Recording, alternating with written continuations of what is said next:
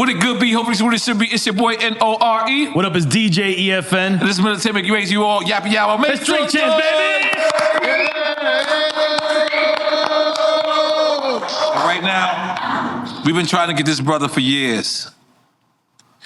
Right now, he's the talk of the town. If you're a DJ, if you're a lover of hip-hop, if you're a lover of the actual play of it, and not a fan of the business, you're tuned in to what's happening right now. But let's give you this brother's discography. This brother's a legend.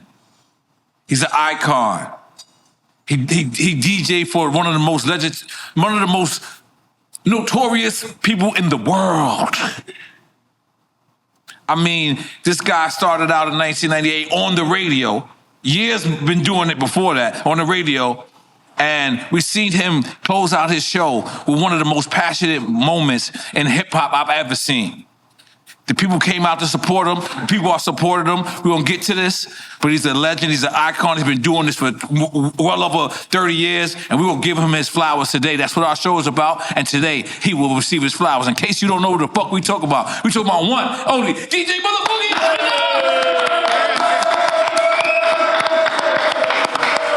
Now, did y'all ever have beef because your names are similar? Enuff and EFN. I'm just fucking with y'all. But I do like that. With ease. Yeah, the E. I have abbreviated my name a few times to E and F. Right. So I was like, maybe. No beef though. Right. Because what was your favorite? What was your first hip hop name? What was it? E-Wap? E-Wap. E-Wap. You remember that? Yeah, come on, I know that. It's in my notes, baby. History? So, listen, we've been interviewing people for 9 years, and everyone has a whack hip-hop first name. You can still use E-Wap right now. Like, it's like E-Wap. Yeah, so what made you go with DJ Enuff? All right, so to be honest and frank, I'm from the Lower East Side of Manhattan. Right. And then in 1979, I moved to an area called Flatbush, Brooklyn. Right. But you was born in Harlem, though, right? I was born in Harlem. Okay. Damn, you did your homework. Yes. Okay. Born in Harlem. Yeah, that's right. And for me, coming out the projects to the Lower East Side, right? Lillian Ward projects, Jacob Reese, shout to them. Right. I didn't see that many West Indian people. Right. So I grew up with a lot of West Indian people in my second half. Right. You know what I'm saying? Being in Brooklyn. And there was a famous, this Jamaican dude named Ricky Barnett and Miguel Parker. Those were my best friends in elementary school growing up. And back in those days, in the early 80s, everything was enough respect. Yeah. Enough this, enough that, right? So he was like, yo, your name is E whatever. He goes, but why don't we just call you Enuff? Because you get enough respect every time you go somewhere. That's dope. He loves that. You like that, right? So at first I was like, I don't know. But then somebody brought some marketing to me and said, you know what? You could, if you make a restaurant, let's say you would open a hamburger shop, you could put Enuff burgers. Right. Wow. Yeah, you can use that. It's a double entendre. Yeah. Wow. Enough clothing, enough liquor, enough smoke, enough. Right. It works. Right. So I was like, I'll roll with it. Fuck it. Okay. That's dope. Now, your first DJ gig was at the Grill Club? Yep. Club the Grill. 1990. Whatever year Hip Hop Junkies came out. That was like what? That's 91, 92? 91, 92. Yeah. Yeah. Okay. I got a funky funky style. That was the hottest record out at the time. Yes.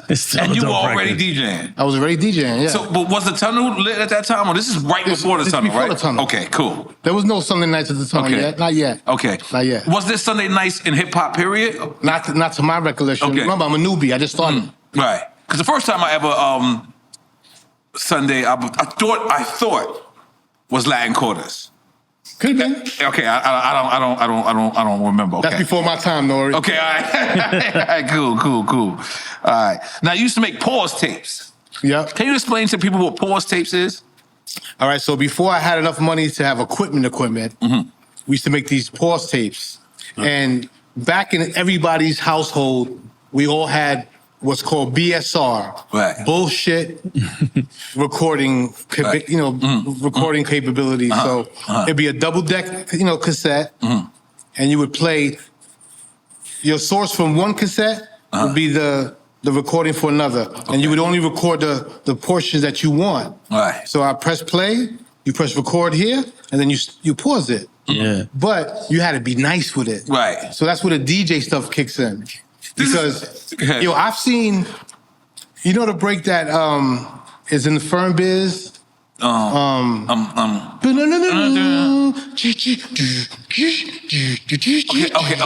was thinking about Firm Action, Firm Biz. No, okay. different one. Okay. But I'm talking with that joint, right? It's by Malcolm McLaren. Okay. That little piece is only like about 10 seconds long, right? Okay.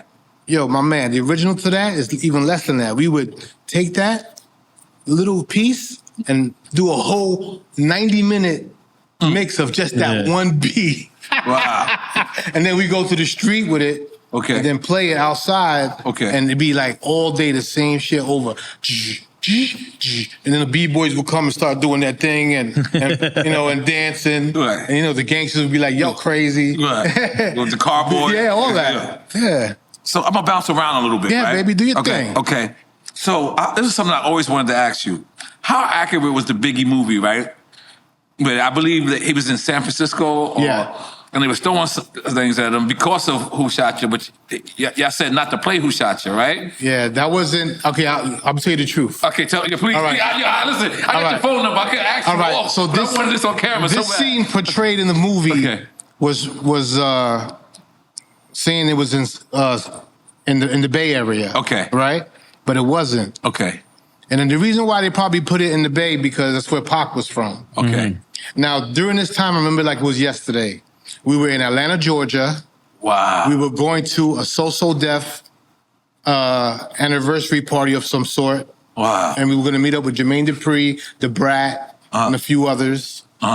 And there was word that Tupac was around.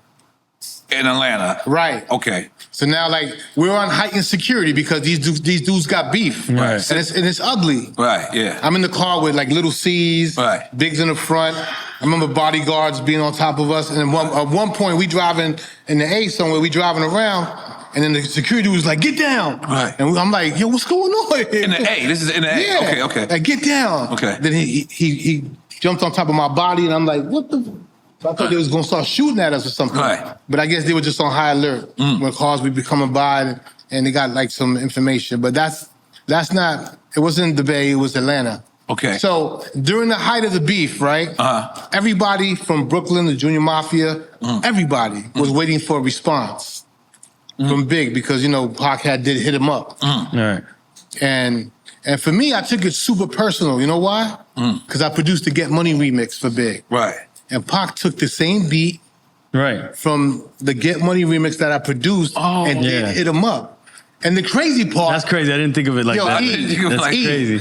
I didn't realize it until I did a podcast with Cypher Sounds and Rosenberg. And they broke it down. And I was like, damn, you're right. And then like 25 years later, I was mad again. But it was like bittersweet because like, Pac was such a legendary dude. And I'm being like thirsty to be on the phone with him to be like, yo, what's up, Pac? Right. Because he loved New York. He loved the bodegas. And he loved them little... No, but let's talk about that night. So what happened? So they were mad at Big on stage? They would nobody was ever mad at Big. Okay. I think the real important thing was this. So I'm on the road with them. Now I got the torch passed from Clark Kent. Okay. Clark Kent excuse me, he taught me the show. So it was only right. I just all I had to do was carry the legacy. He was Big's DJ before you? Yes, of course. Okay. Right. He was doing A&R for like East West, Atlantic. He was signing artists, but he was also doing production and beats, and he was doing the Brooklyn Finest on Jay and Big's album. He was busy. Right. So I think it got to a point where he's like, you know what? I'm getting hot out here, and I love being on the road with Big, but I gotta go. Right. So that's when I got the phone call from Puff, like, you want to be Big's DJ? And I was like, I think about it. Right. And everybody laughs at me when I tell them that response. Right. Because Big wasn't who Big was at that time. Big only had Party and Bullshit out, maybe Unbelievable and Juicy. Was he still Biggie Smalls before he changed the names to Notorious? No, he was still Biggie Smalls. Yeah, he wasn't Notorious yet. Right. So we in Atlanta, and we stopped doing the song "Who Shot Ya." Right. Like, oh, so my dad FaceTime, I'm dead. Okay. So we stopped performing that song, and I think we stopped performing that song because Big didn't want the narrative that people were thinking the song was about Pac. Because it wasn't. And out of respect, the kid got shot, and a few times. Right. And then when he died, it was like the ultimate, like, no, we're not doing that. So we was in Atlanta that time. I told you we was on heightened security alert, whatever. We do the show, and there's a break in the show where he starts talking. I'm like, where is he going with this? This is not part of the show. We never did this before. Right. And he's explaining himself about, I guess, what him and Pac was going through. So I was like, he's going to perform Who Shot You. Wow. So then, without him telling me nothing, I got the record out, and then I just had it queued up and ready. And he looked at me and it was like, and I went, "Who shot you?" And he performed out of nowhere. It was the first time he got to perform that, during the beef. Right. So for us, it was like a magical moment, even though it wasn't his true response, but it was the next best thing because he wasn't going to talk dirty about Pac. Right. But to be clear, because it was before Pac got shot. Yeah, it was way before. Right, no, because we said it. I don't want people to think it happened right then. Yeah. Right. Did you ever I know you said I read articles and seen interviews where you said that there was brawls happening, like running with Big and things like that. I think one time they even left you and you had to come outside with the equipment. That's real shit. Yeah, that was in Virginia. Yeah, okay. Yeah, but you had to go leave the equipment. Like they all left you. So easy. Back in the days when we used to carry the crates. The backbreakers. Right? But even before that, before controllers and CDJs were around, we used to carry the turntable. Absolutely, yeah. So I got 2 turntables, a mixer. Heavy-ass mixer. All my crates. And I'm by myself. I ain't got a roadie. He's not paying for a roadie. Right. So it's like, the road manager, shout out to Hawk, my man Hawk, he would help me sometime with the records. Whenever they felt like they was a superstar, they would help me with the records. Right. But we get into some shit, it's going down. They fighting. Or they doing whatever they doing, but they forgot about me. Right. And they would leave me. I'm like, so now I'm slowly trying to pack up all my shit before the shit really hits the fan. Right. I'm like closing up the cases. I'm trying to whatever. I said, if I don't get the fuck up out of here, they gonna come for me next. Right. And that's the type of that was the real shit. Right. That's the way it was. A lot of shows, bro. Right. A lot of shows. Make some noise.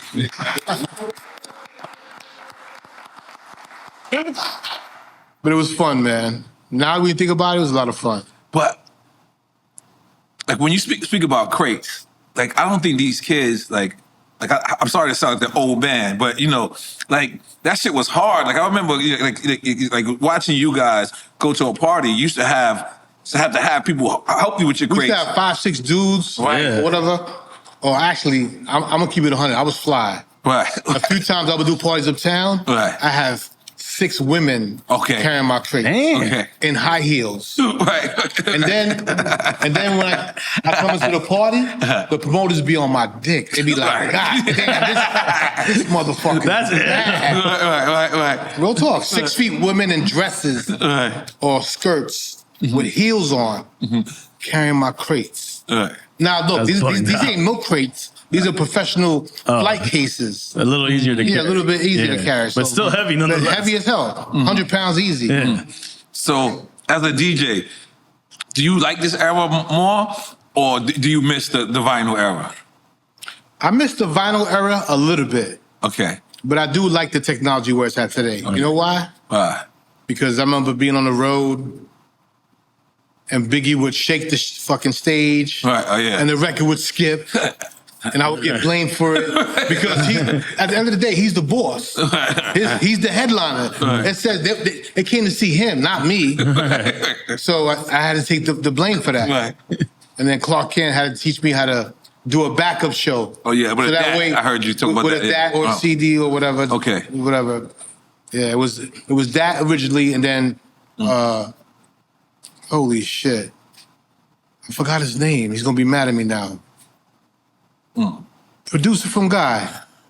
Teddy Riley? Teddy Riley. Yeah, okay. So Teddy Riley gives me my first CDJ. He goes, "Enuff, this is the future." I'm like, "What do you mean?" He goes, "This is never going to skip on you ever again. This is the fucking future right here." And he gave me a pair of CDJs, and I was like, But those skip too, though. "No, I know, but not as bad, not as easily as a needle. Yeah, not as bad as the needles on the record." Now, what was it? Flip Star DJs? Flip Squad. Flip Squad DJs? Yeah. Yeah, and as you, Cypher Sounds was in the same? Yeah. Who else was in that crew? Frankie Cutlass. Frankie Cutlass, wow. Doo-Wop. Doo-Wop. Funk Flex. Yeah, flexing, yeah. Mark Ronson. Mark Ronson was in Flip Yeah. Squad? Riz, thank you. Yeah. Oh shit, Camilo's here. Let's bring him up. Let's bring him up. Camilo. Bring him to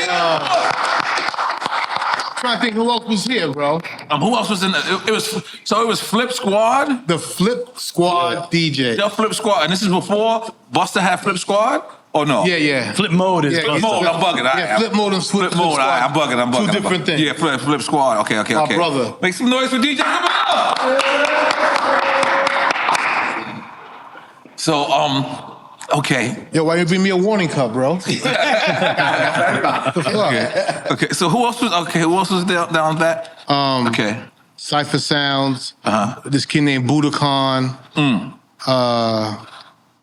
There's a couple more. I'm forgetting them. But Big Cap.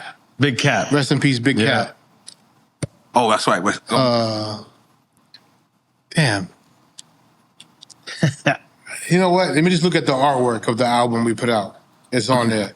Okay, so Go for it. one thing that was noticed very Kanye's first album Yes. has the heavy hitter logo on there. Yes, sir. Now remember me knowing who Kanye is, but me not knowing who Kanye is, and I remember you shouting him out, and then him shouting y'all out like really bigging up the heavy hitters. How the fuck did that even happen? All right. So I didn't know it at the time, Okay. but I had a heavy hitters record pool, Okay. and the office was on 38th Street. Okay. It was Renee McLean's office, Okay. the guy who created the Mix Show Show Power Power Song, Song, yeah. right? But Legacy Studios was down the block on 38th between 10th and 11th or whatever it was. That's where he recorded his first album. And what year was that? It had to be 99, 98, somewhere around there. Damn, I ain't. So all this time, I'm thinking, yo, Kanye, this nigga's on my dick. He gotta stop. Chill there. Sorry with the talk. I mean, this is the way he was thinking at that point. Yeah. And it's not in You know context why? as later. Damn, I gotta Wait, so you text the queen till I call her back. So you telling me you hadn't heard of him? So I heard of him As a producer. Okay, so there's no Through the Wire. No, not yet, but it was coming. It was on his way. All right, go ahead. And when one of my DJs, DJ Absolute, put out a mixtape on him, like a first freestyle, because nobody else would put his freestyles out. So Absolute was the first time people from New York might have been the first time they heard Kanye West. Ever. Okay, let's make some noise for Queen. Absolute. Now, back in these days, we were at the what was the studios that OG Wan and Jay-Z? Baseline. We was at Baseline a lot. So this is where I knew from Kanye as a producer, because Just Blaze be in one room, Kanye be in another, or they'd be both in that pre-production room. You know, just banging out beats. I was tight with J. Cole all the time because J. Cole put out a mixtape, and I would be there hanging, and everybody in the roster is arguing with Kanye because they want a beat from him. Oh, okay. But like, yo, when you gonna make a beat for me, man? Stop playing games. Right. And you know, Jim, Cam, Beanie, Bleak, everyone talked to him like that. And it was like, to me, it was like the mad scientist behind the drum machine. Just, you know, he had ideas. He always wanted to rap. But I felt like nobody was giving him a shot. Maybe because he over-delivered in his delivery or something, and it was like, I don't know, it might have been too much for him at the time. That's from what I remember. Okay. And then, how does it go from that to Then he becoming a heavy hitter. Then he produces the blueprint. And you like, fuck that. And now be down now, nigga. No. But now Damon and Jay and them, they signed him as a producer. But I'm starting to notice, like, he's been signed for a while, but there's still nothing on him. So I'm like, what's the problem? So in my mind, and I can't prove it, because that's my famous word right now, I can't prove it, that maybe they held him because you just wanted to lock him in as a producer. I mean, he did produce the Blueprint, one of the greatest hip-hop albums, right? Right. So anyway, I'm at the office in the record pool, and I'm tight with Common, I'm tight with Talib Kweli, and these dudes keep coming to the office. Yo, enough, blah, blah, blah, blah. You know, and they're heavily coming by because we got a little studio, pre-production studio up there at the office, and I would do a lot of mixtapes, me and Cass One. So then Ye's bothering me on some like, yo, I want to be a heavy hitter.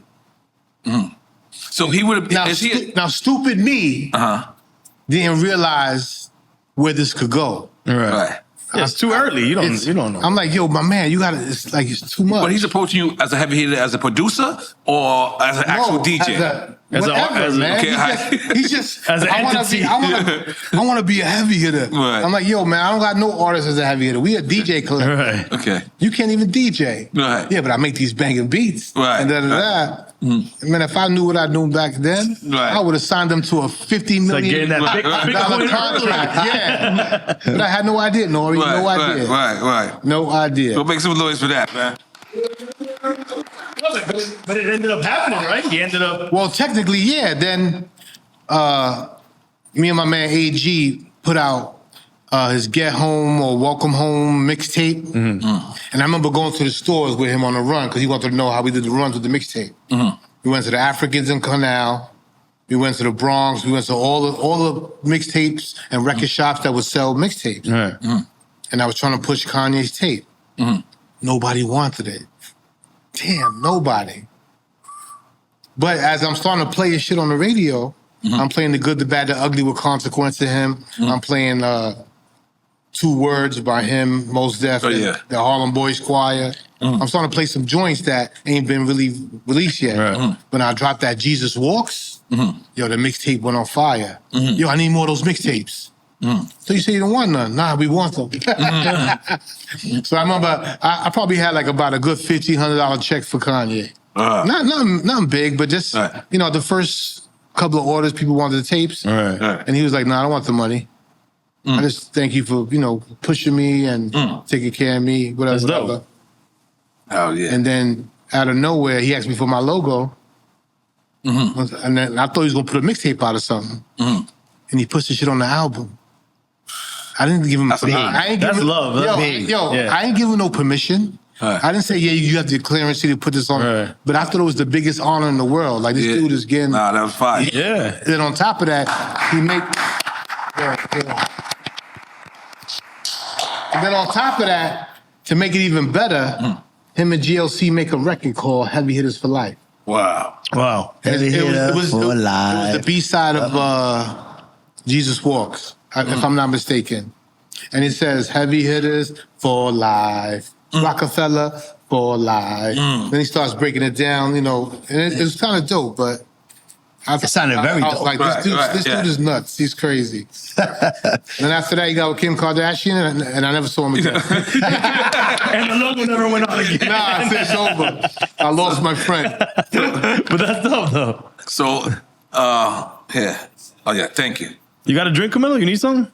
Sure. Sure. Camilo having a drink? Sunlight. Yeah. I'm at drink champ, right? Yeah. A little something, a little taste. I'm gonna get my cup. Hold on. You want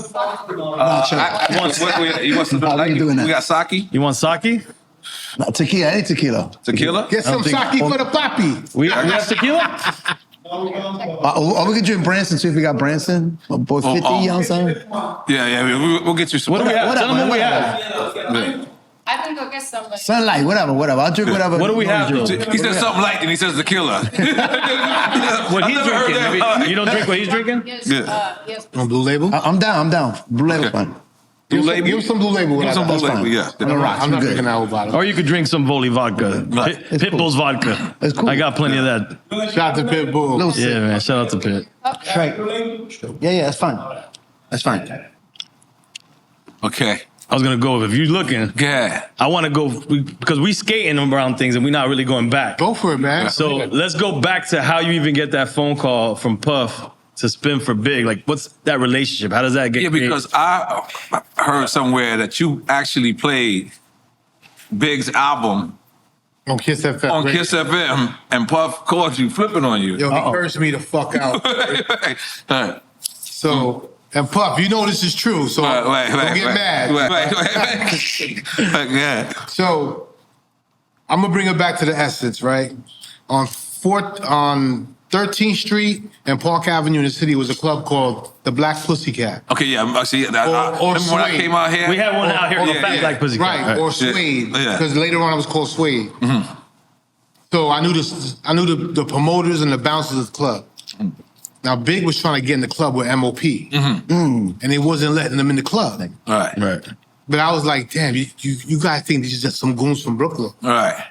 But they're actually recording artists, Right. and they're cool people. Right. And I promise you, they won't get into no trouble. Right. So I went to the promoters and to the security guys, and I told them, yo, let these guys in, they're good people. And Big loved that I did that for him.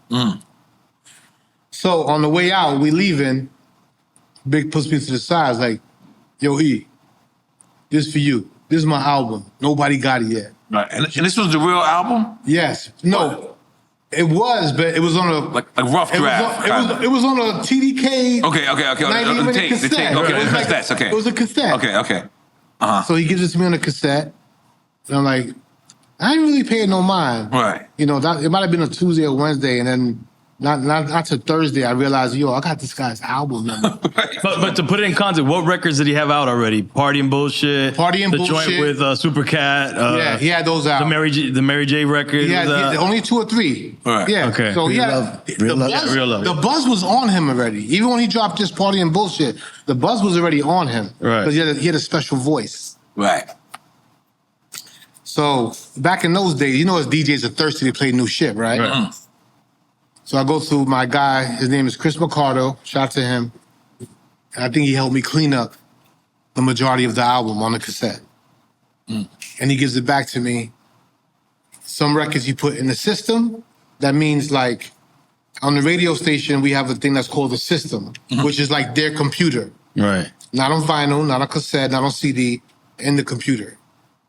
So at any moment, I could just pick whatever record and just like, I could play a bomb or something, and then we go right into a record off the album. So we did this multiple times throughout the night. And back then, Supernatural was my host. Oh, the Wow, guy, the rap, Yeah, shout out guy. Supernatural. He's a He was the legend. host, I was the DJ. And I didn't even know that. yeah, That's bro, crazy. this is real hip hop right here. It's the real hip hop. So I'm playing it, and it gets to a point where like the hotline rings, or the red phone, whatever that is. It's like a special line. Special line where the bosses usually call, only on this line. So I pick it up. Hope for Diddy. Or hope for Puff. I don't think he was Diddy yet. Yeah. It was just Definitely Puff. wasn't Diddy yet. It was just Puff. Yeah. So I was like, Puff, what up? He's like, yo, what the fuck are you doing? I'm like, I'm in celebration mode. I'm happy. My man Big gave me the album. I'm in mode. That's my Brooklyn confidant. I'm on the radio. I'm shutting the city fucking down. Right. So I'm thinking he's calling up here to say, thank you. I see what you're doing. He's like, what the fuck are you doing? I'm like Jackie Gleason, I was like, humana. I didn't know what to say. Right. So when you think about it today, I didn't know what it meant for a label to roll out a single, roll out a project, what kind of money was involved, Right. whether it was poster boards, whether it was stickers, whether it was a deal with a radio station, a touring situation. I didn't have no idea what any of that was. So I might have screwed that up for Big. Right. So he's cursing me out. I'll kill you, motherfucker. Blah, blah, blah. I'm over here like, the music's in the background, but he's clearly in my ear killing me. Right. And you're still playing the record in the background. Yeah, giving me the business. Right? And then I don't see him for like weeks, months, nothing. I don't bump into him in the club, nothing. And then I go to this, Hot 97 used to have this thing called a players ball. Okay, yeah, I remember that. It was Not the pimp one. That's not the same thing as the It pimp was player similar, ball. very similar. Oh, yeah? It was their interpretation of what they would maybe tell the listeners what a player ball. Like players Ice-T ball used was. to like host a couple of Right. times, right? Yeah, okay. So that was hosted by our station at the time. It was Ed Lover, Miss Jones, me, and then I remember like Angie Martinez coming through, Scoop, Coco Chanel, Jazzy Joyce. That was like the vibe. And I see him in the hallway because that same weekend that we're doing this players ball is some sort of signing or some sort of party, maybe a listening playback or press release, something from Mary J. Blige's My Life album. So I'm like, oh shit, here goes Puff. So I'm like, I haven't seen him since he cursed me the fuck out, remember? Right. Uh-oh. So then he's like, yo, let me talk to you. So I'm over here like, oh shit, here comes the bullshit. Then he flips it on me. He was like, yo, why don't you go on the road with B.I.G.? What do you think? I'm like, It's a change of course. yo, I thought he was mad at me. I thought you wasn't fucking with me. He's like, yo, are you understand what I'm saying? Right. So I'm like, huh? Like, I'm stuck on stupid now because I wasn't ready. I wasn't ready for that. He goes, I want you to go on the road with Big. So I was like, Big. I just got my radio gig at Kiss. I'm feeling myself. I'm like, I don't know.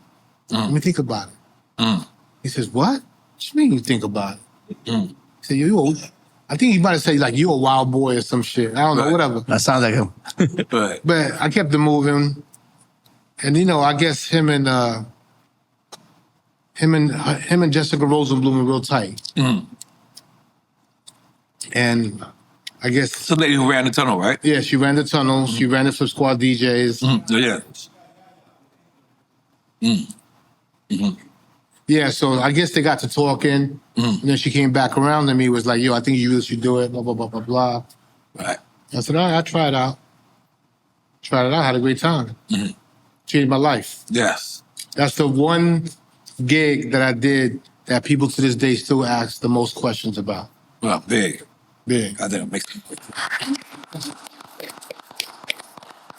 Now, it was a like monumental thing that happened in radio, right? Before we get to what's happening right nowadays, was back in the days. Well, not back in the days, but when Angie Martinez announced that when she was leaving Hot 97, like that shit was like, it was like a blow to everyone because I mean, me personally, Yo, bro, my heart broke that day. I was like, oh. So you didn't know prior to this? Like, keep it real. Nah, I didn't. You didn't? She said she called my phone, but my number's been the same forever. I love you, sis, but I don't know. I don't remember getting a phone call. Right. I don't think anybody knew. And maybe she was smart because she was moving in silence. Yeah, that's probably smart. And she couldn't probably tell nobody. Right. You know, that's just part of the deal. Right. So we had to accept it. But so when she left, I was like, yo, good for her, man. Right. She did that with elegance. Right. Like, She did. That execution, that Right. building that day was like mouth drop. You know why she did it right? She didn't cry like me.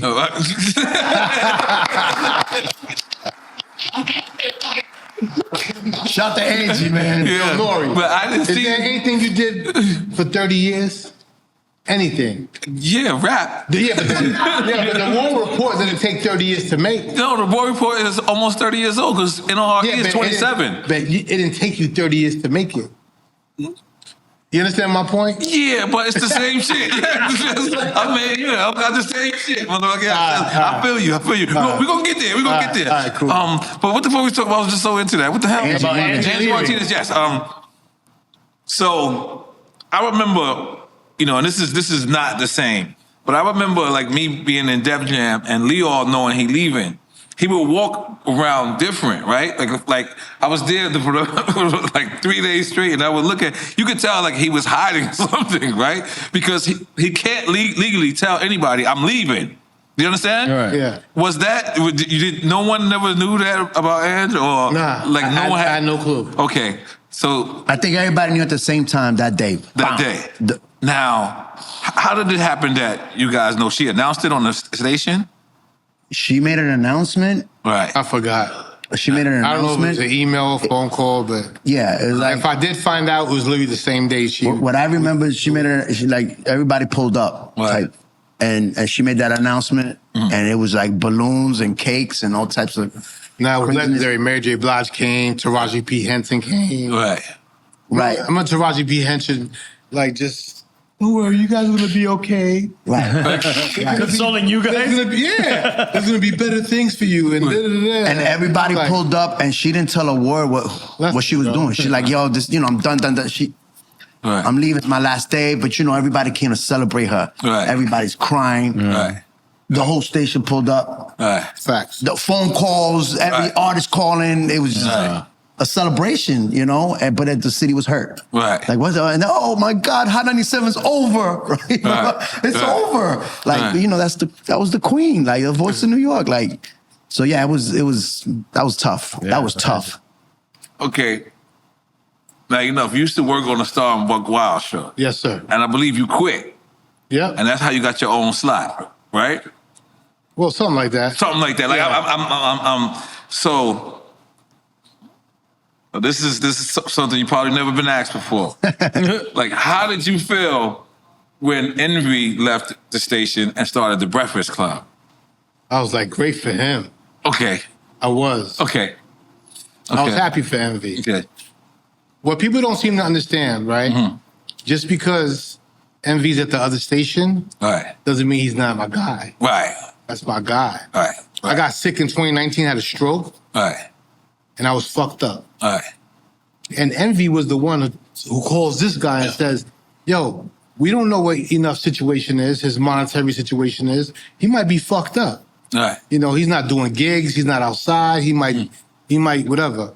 And then I started getting, this is like during the Cash App Venmo era. Right. I started getting all this, bing, bing, and I'm like, what the fuck is this? I called this dude like, yo, why everybody sending me money? Yeah, we spoke to Envy brought it up. And I was like, look, the competition is calling to help and send love. I thought that was the most incredible shit. Let's take a drink to that. Not my best friend, Right, not let's take a somebody drink I to grew that. up with. Salud. My nigga. Salud. Shout out to DJ Envy. DJ Envy. Oh, shit. But real talk, like, there was never, when he went over there, we was always cool. Mm-hmm. Nothing changed. I used to do the show, like, on Sundays, I used to do a reggaeton show. Envy used to be on, then I used to hop on right after. So we were, like, always seeing each other every weekend. Right. When he went over there, it was still love. No, but I'm going to be honest. Let me just be honest. At one point, it was just Hot 97, right? Yeah. So if you didn't get on Hot 97, your ass was finished, right? Power 105 came Give an option? to kind of even the playing field. The problem was when they first came, they didn't have no players from Hot 97. No. So No. when Envy came, I felt like it But sat. I think Clue was first. Yes. I don't remember the order. I think Clue went That first. cool. No. Yes. It had to be the Breakfast Club first. He might know this. I don't know, bro. See, I think believe. Clue went first. Okay. I think Clue made the move first. Okay. Then it was Envy. Okay. But it's probably around the Wasn't same it time. Ed Lover first? Well, yeah. Damn, you're right. You're Yeah, right. yeah. Ed Lover was Technically, first. it was Ed Lover first. Correct.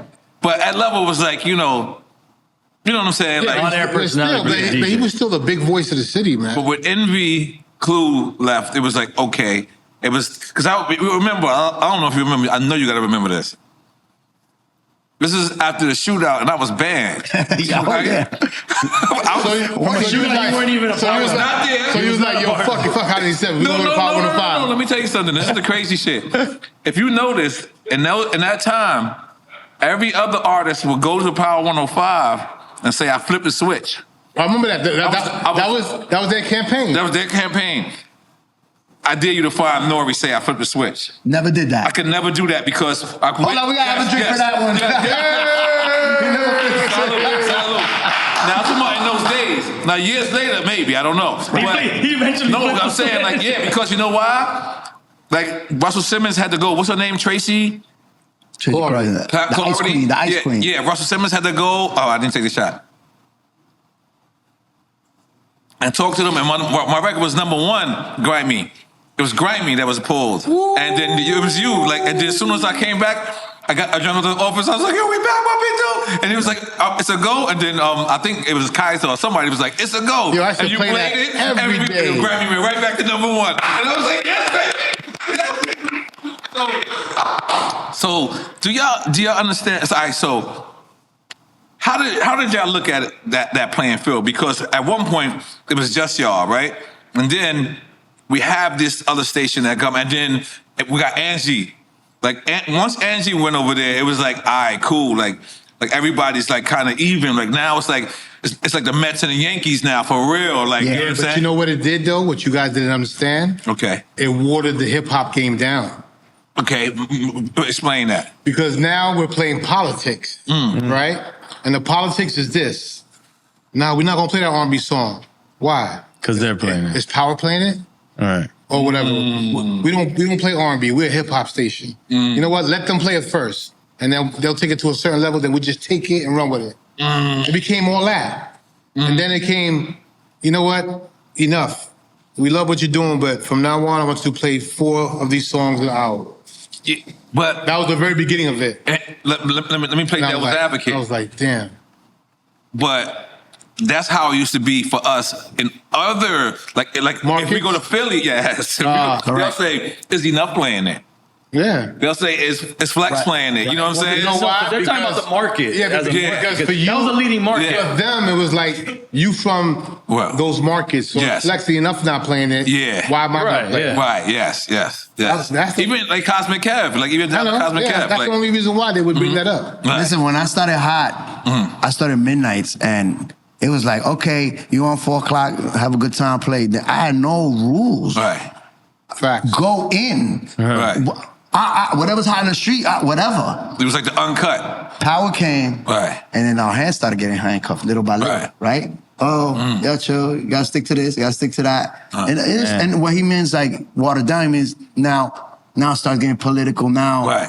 it's not hip hop. No, it's not coming from here. No, Right. it's coming from here. But you got rules, Right. right? Right. Absolutely. So and that's what people don't understand. Right. You know, it gets real tough with radio. Like, And that war was a little oh, it got ugly. childish. I'm not gonna lie. Like from the outside looking, I was like, yo, what are y'all doing up there, man? But you Like, know, I mean, you it could got talk hella about childish, man. it. It got petty. Super petty. It got petty, and No, at first it was fun. it was. But you could At tell first when it it was wasn't fun. fun anymore. You could see it. I'm gonna keep it a buck. It got dirty. It kind of slipped. It kind of separated the city, which was whack. And I say it to this Right. day. Yeah, I because say it to this day. you couldn't go to a Power 105 party. Yeah, if you what had- I can't DJ with Envy? Or I can't DJ with Right. Pro Style? Or I can't. Right. What? Right. Right? Right. And it was like, hold up. And Pro Style's a heavy hitter, right? He was. He was. I mean, especially at that time. Shout to Pro. Oh, y'all Yeah, cut shout out him to off Pro. when he went to Shout Power out to 105? Something happened. Yeah, we did. Something happened. Yeah, we did. But that's part of the politics. And yo, I'm not here to shit on nobody. I love Ebro. But he was playing, he was being the general. And he's like, you can't fuck with that side. Well, But y'all was Crips and Bloods at one point. I remember. Yeah. Yeah, and it hurt the city. It did hurt the city. And I understood I got it, radio. But you know, once we out that building, we out here in the streets, Yeah, that's man. the way the war was, bro. Right, right. You pull up in the club, we got stickers, we putting our stickers on the club. Then they would come and put their sticker over our sticker. Right. We like, oh, Like that. Rainbows and B Street. Yeah, man. So that's what it was like. It was a little unfortunate. I got caught up in that a little bit because I got brainwashed. I can't front. I got caught. I was young on radio, not knowing. And I was like, oh yeah, oh them guys. And little by little, started getting brainwashed. Yo, we all get brainwashed And a then- little bit, Wait, man. I started- what happened? What happened? Tell I us. started following Ebro's energy. Right. But And you can't fuck with that side. Right. But I'm still a rookie at radio. I'm not in prime time. Right. I'm like, whoa, yeah, we can't fuck with that side. I started falling for it. Right. And I regret that. Like, I regret that because that was nonsense. Right. You know, you can't. I said it to Havoc the other day, didn't I? I said, and I throw shade on nobody. You know, I think Ebro was a great PD. Right. At the time he was doing his job. He wanted to win. Right. That's it. But you know why it was great, bro? And I'm gonna tell you why. Because he protected us. yes, he fought for us. Ebro fought for the DJ. That's the difference. Right. And I got it. A lot of PDs don't fight. They do their job. Right. When she gets hairy, pew, they gone. Right. You know, so, you know, it was ugly, but at the same time, it's competition. At the end of the day, I could speak for myself and Enuff. We got along with everybody at the end of the day. Right. You know what I'm saying? Well, I mean, at some point, it's still competition. You still want to have the better set. Of course. You know what I mean? Like, yeah, like Of course. If you go in and 100%. Yeah. And then when you put in a spot that you can't play with homeboy, right, so you got to do. Then you're competing. He's at that club. I'm over here, Okay. and it becomes crazy competition. all right, I mean, y'all could compete, but at the end of the day, you guys are home team as a city. Yes. That's the way it really should be. Right.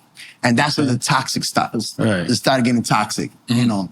Yeah. But listen, after a couple of years, I was like, this shit is bullshit. Right. I ain't doing this. and then did you think Flex took a part in that as well? Like, because he's 100%. very competitive. Oh no, forget about it. Yeah. He was this and that's it. You know, I saw it different. I was like, yo, okay, this is cool on the radio, no doubt. Right. We winning. Right. But once we out there, Right. it ain't that serious, man. It's like playing baseball. Right. Yeah. You know what I'm Yeah. saying? After the game is over, like you Yeah, shake it's hands. over. We're Yeah. having drinks at the after party Right. with the other absolutely, teammates. yeah. Facts. Right. That's it. That's the way it should Bottom be, at line. least. Warning. Right. All right. Y'all ready? Because Let me get a drink. He said, "Let me get a drink." because you ready? Because Jamie, can I get some ice? I pretty much, hey, Butch Rock, you come in, bring a chair, Butch Rock. This is all DJ shit. More Queens? I want to be surrounded by Butch DJs. Rock. Big Queens? I want to be surrounded by DJs.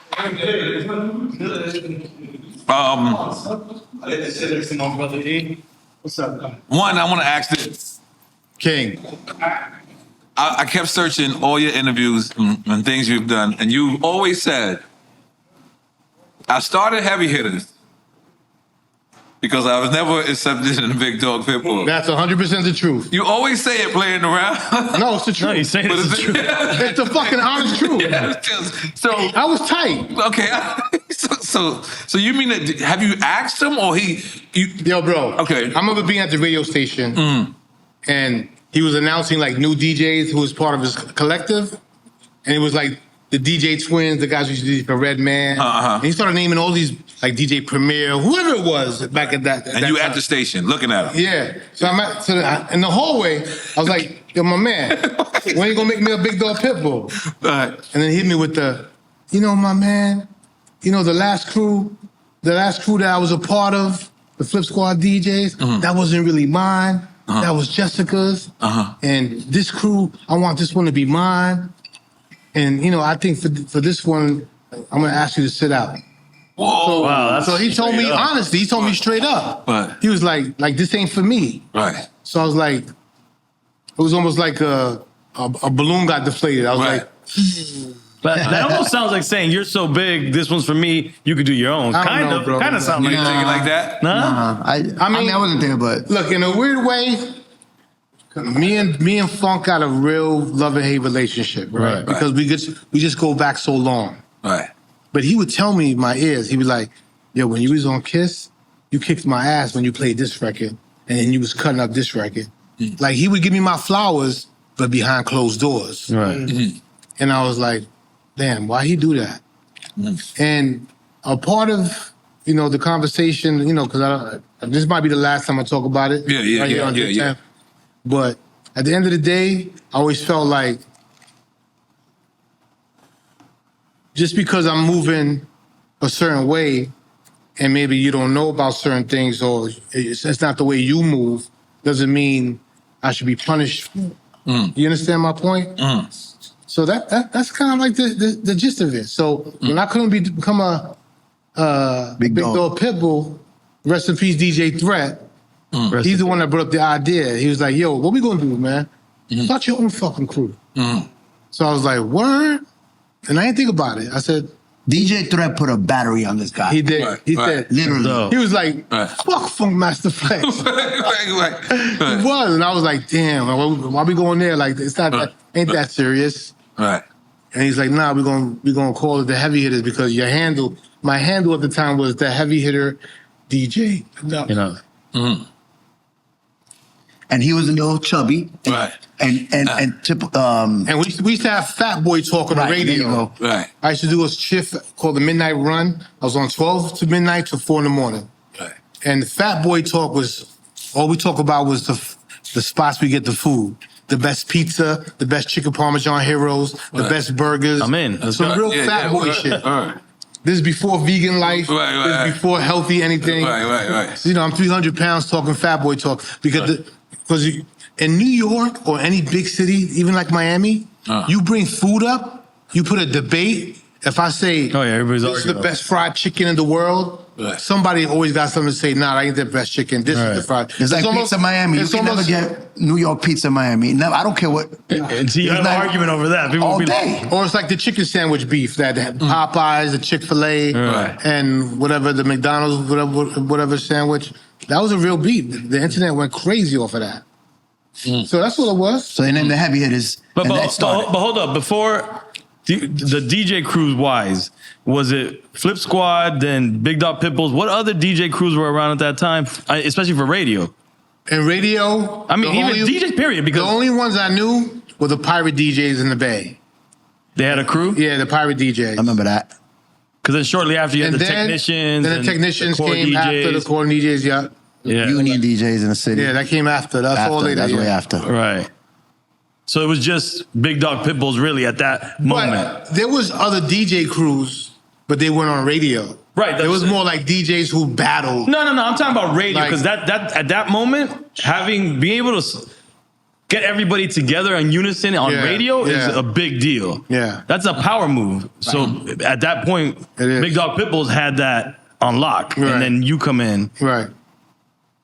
So he created that. Do you think was that what started the competition right there? Is that you actually went and started your own crew? I mean, this is the one thing I'm gonna bring up, and rest in peace to Mr. C. Mr. C, really very, very good friend of mine. Rest in peace, Mr. Rest in peace. Rest in And peace. C came to me one day at the radio station, and he's like damn near the vice president of the Big Dog Pitbulls, right? Right. And he says, yo, E, you're giving all these DJs a shot. You're not afraid of them taking your job? And I was like, no, C. You know why? Where me and you come from, these kids ain't got nothing. And for us to give them an opportunity to shine a little bit, what's the hurt in that? It ain't nothing. Right. What's the hurt in that, bro?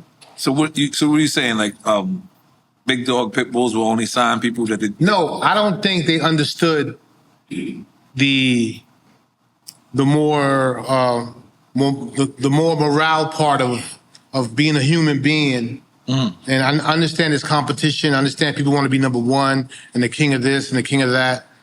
But you see somebody busting their butt week after week at the club. He's doing his thing. He's making a little bit of noise. You know he's good. He's probably even better than some DJs you know on your own station. So he's like, you know what? Come up here, man. You co-sign him. Yo, go do a mix show. Go do a mixed weekend. Go bust your nut on a Saturday. Go do your thing. You know, what's the hurt in that? Right. How you hurt? real. So that's all it is. No, that's real. So Camilo, And then we became family, bro. That's the biggest thing. right? Like, listen, I'm the third guy he put down. And I Okay, have yeah. to- Who was it was Threat? It was me and Threat. Uh-huh. And then this fanatic. I was in Midtown Manhattan somewhere. I don't know where. You probably was going to a gig or coming from a gig. And I was like, yo, Threat, who we gonna put down? He's like, I don't know, let's figure it out. And then DJ Camilo walks around the corner like, Literally. hi guys. All right. And I said, what about Camilo?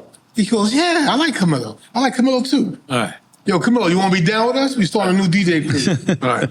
Yo, without And any... what had without- you been doing at the time? Just mixtapes? back then it was just clubs and mixtapes. Okay. I was, Yeah. I was no But radio or nothing. N.O.R.E, he said yes without even no hesitation, no nothing. Wow. That was And mind you, Heavy Hitters was nothing then. There was no Nothing. what? It was just an idea. Right. And I said, what? A crew? Yeah, I'm down. Let's go. Right. Let's go. and I was bugging. Mind you, Right. I'm talking to DJ Enuff. Yeah, that by was the way. enough for you. And This no pun guy, intended. he was doing this show called Midnight Run, Hot 97 Midnights. Right. Late. I used to just tune in on the way to the club like, fucking Enuff's killing it. Killing Right. big pun. That's all you needed. Right. Glenn Star, Right. you know, bodying it. Right. And then this guy says, you want to be down with me? And I was, there's no questions. Like, there's nothing to think about. Let's go. Right. And it started right there. And this is for lack of a better term. Were you local at the time? Super local. Okay, local. Super All right, local. yeah. I was local Okay. around the way, around the way, Okay. doing Casablanca, Yeah. Queens 'Cause Boulevard. I know I knew you, but I know that, like, you know, I didn't know if it was just a Queens thing. You know what I mean? No. Yeah. He's from Brooklyn. Right. Threat was from Long Island. Oh wow. No Queens, nothing. I was a Wow. local. Wow. As Yeah, local I as met you can at the be. store, at the Woodside store. What is that? Numbers? Yeah, that's what I met you for the first And, time. right, Numbers? and then I was pushing tapes. That maybe I was a little not local because of the mixtapes. Right. No, the That mixtapes was everywhere. Yeah, your artwork on the mixtapes was fire. Yeah. And I used to send this guy mixtapes. Yeah. I had my store. Yeah. Right, and I was super local, and Right. when he came up to me, I was, what is it to think about? Right. Let's go. What's next? Because you wasn't local. You already did a show in Switzerland. I was already moving around. Yeah. Switzerland. He was living in France for a little while, Yeah. doing all this craziness. France? Or was it Not London? living there. I was, You were just, like, I was doing gigs like that. Yeah. He Heavy. was there for weeks, going back and forth, back like Right. Enough was like My passport I want was to be like serious. E. Right. But Heavy Hitters became Right. a monster. Shout out to Mr. Mauricio out here in Miami. Yeah. So I mean, I think you should tell them what were the things about putting Heavy Hitters down. All right, Like- so for like, us, what were the rules? For us, it was like you had to be a dope club DJ, a dope producer, or you had to be. Oh, what? I thought you were saying they had to be all of or it. you had to be a mixtape DJ. Okay. Like those were like the criterias, you know, like simple things like. And then you Yeah, had me to and be, you never got called up. I guess we. but you also had to be hot in your city. Right. Or your area. Like you had to you had to be a heavy hitter. Right. So, for example, you mentioned Pro Style, like he was hot in Orlando. No, Yeah. Pro Style was incredible. The man. guy, Yeah, he was yeah. the guy in Yeah. Orlando. Right. That's why we do our heavy retreats to this day. Yeah. Because it started from Pro Style. Right. Because You got one coming up in November, right? Yeah, I'm going to Puerto Rico. Yeah, all right. Tap Yeah. in. Warning. I'll be there. So, how the heavy hitter retreat started was Pro Style invited us to a barbecue at his crib in Orlando. So he's like, all right, let's do it. Because we did like a family trip with the heavy hitters. We went to Universal Studios. Mm-hmm. So he's like, yeah, we're going to do it now. Pro was like, fuck, let's come to the crib. Barbecue. This is family. We had a barbecue. There's alligators in the lake. We like, what the hell's going on here? Not pet alligators. These are just regular alligators. Regular All right, cool. Florida All shit. right, cool. Yeah, regular Florida shit. Yeah, Yo, from New York, you know, that's not regular. We got What the fuck zoos is in the that? backyard. Yeah, exactly. So That's little how it by little, the started. crew Right. That's how became it a started. family. You know what I'm Right. saying? So, little by little, Felly fell in LA. He Right. became a heavy hitter. I mean, we could see it for days. Faris in Chicago, Mr. Mauricio. Does it go international Craig as well? It goes international. We got DJ Lead in Yeah, Japan. We got Buddha. Buddha and Thailand. Ono in Thailand. Right. And but it wasn't just about politics. It was just, we was a family. Right. Straight up. When there was times when people couldn't pay their rent, or there was a situation, somebody got sick. Yo. So, We all would chip in, pay the bills. Let's hold our You know, guard that's how down. We shit never was. talk about it. Bam. This is real family stuff. DJs like DJ Cruz, they don't do that. Nah, yeah. This is different for us. So we were Enuff was very, okay, who we putting down and why? And let's give him some time. You know what I'm saying? I'll give you an example. Like DJ Carlito, he's on La Mega. Like, it took Mega's this La guy- Mega. La Mega se pega. It took him about 6 to 7 years to get down. Easy. And he was on our necks every year. And then after a while, he showed up to one of the heavy hitter retreats. He wasn't a heavy hitter, pulled up. I said, yo, E, if one guy then earning his stripes is this man right here. He don't stop. And we put Carlito down. Now he's on prime time, La Mega, everything, but he earned the stripes. Right. He called me one day and said, yo, these guys are calling me. They wanted me to get down with this crew. But I said, nah, because I'm still waiting to be a heavy hitter. That's dope. How loyal is that? You know what I'm saying? That made me feel good. And you said it started as a record pool originally. Now we got the Heaviest Foundation. Right. It's a 501c3, and what we do is we have drives. So, like, we went to DR one time, and we literally built a basketball court for a school that was literally underwater. You know, Fucked up. Like, It was a fucked up. mess. The classrooms are a mess. You know, it's poverty everywhere. Some kids ain't got it, bro. So you'd be surprised what they don't got. So we started to collect, and then my wife put it together, and she would have like, I need 200 book bags. And then we get composite notebooks, crayons, folders, pens, erasers, glue sticks. And you know, every little thing, and even a little toy we put in there, right?